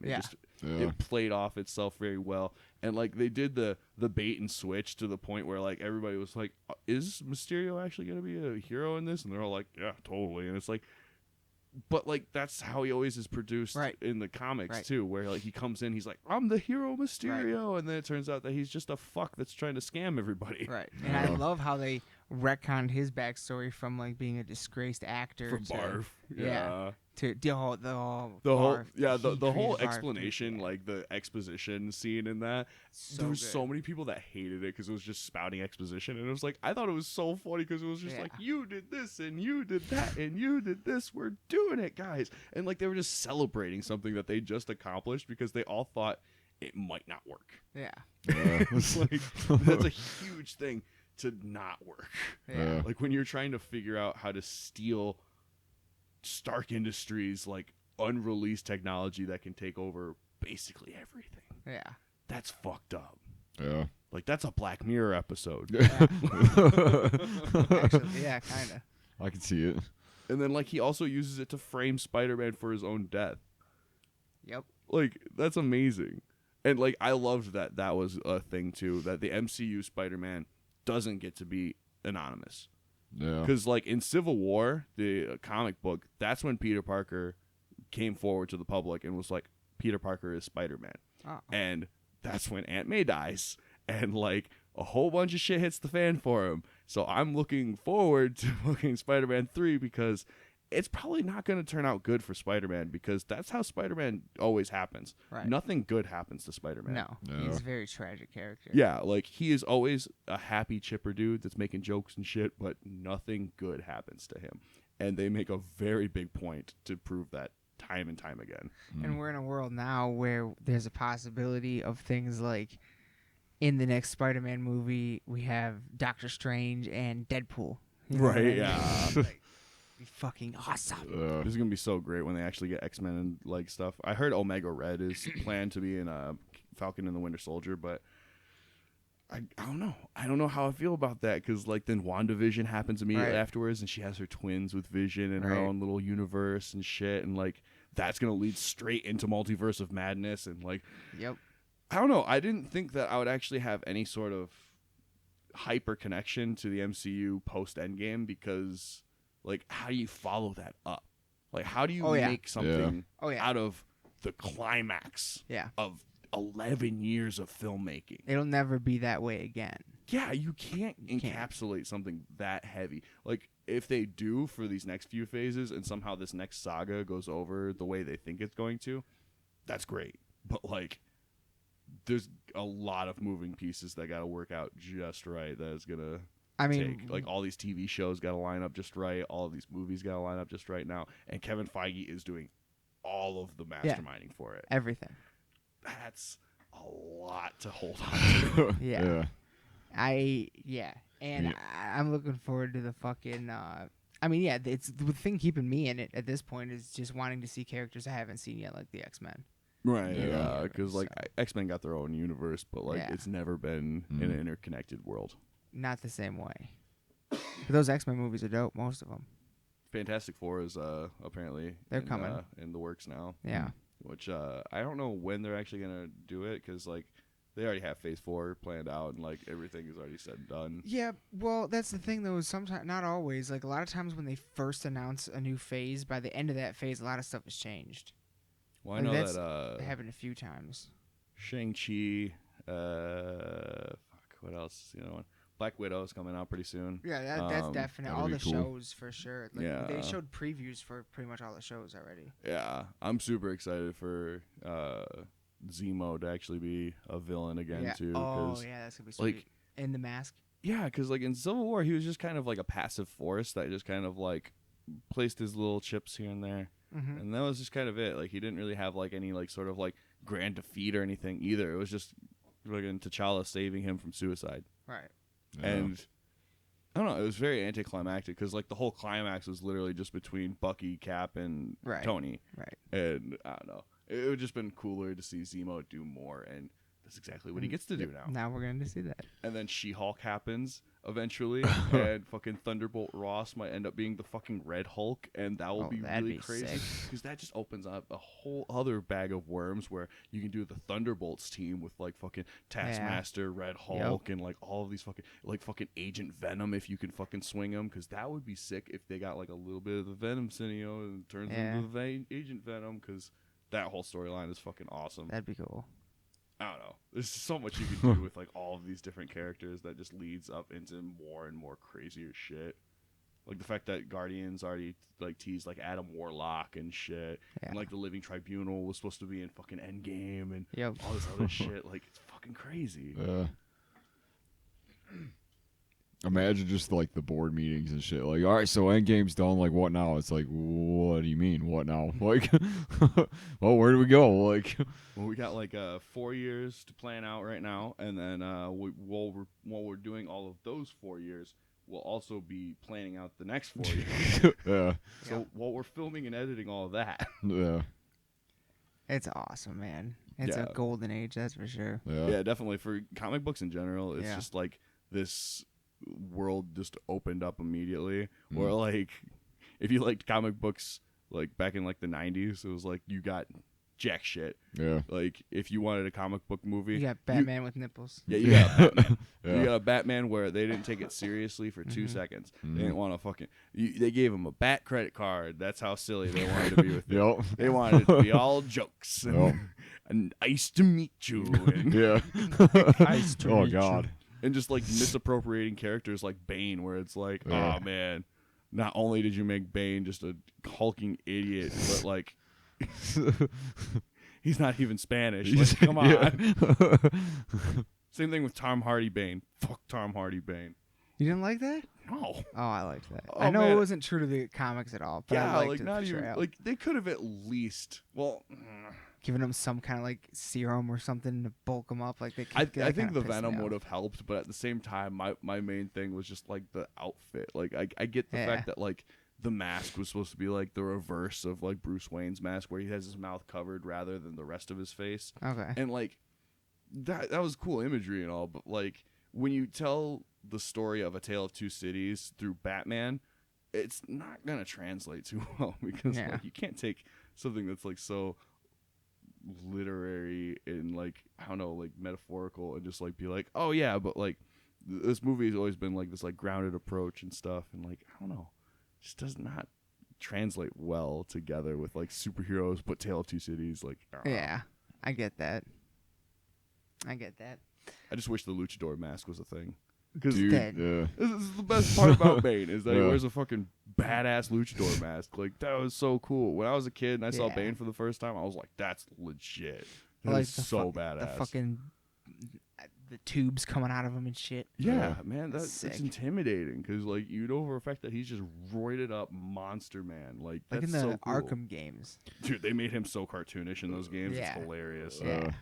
Way too big. Like but they were still like cool. 9 feet tall. That's great. Same thing with Croc. They were like, Croc is gonna be a massive motherfucker. But it was cool. Yeah, it was so cool. It was super worth it. The Arkham series is fun. I didn't like the Croc in the Suicide Squad movie, even though I liked him, but like they made him such a one-dimensional character. Like his only request for being on the Suicide Squad, B.E.T. Yeah. Like it's like, what? That's weird. Yeah, it's like I get that he's supposed to be like a hood kind of guy, but like it's why so would that be his only request? Right. Like he wouldn't ask for anything else besides B.E.T. Yeah. Like this is a guy that's a fucking crocodile. You don't think that he would ask for like meat or something? Like deer. Yeah, exactly. Like more carcasses that I can fucking chew on or something, or like anything else besides watching B.E.T.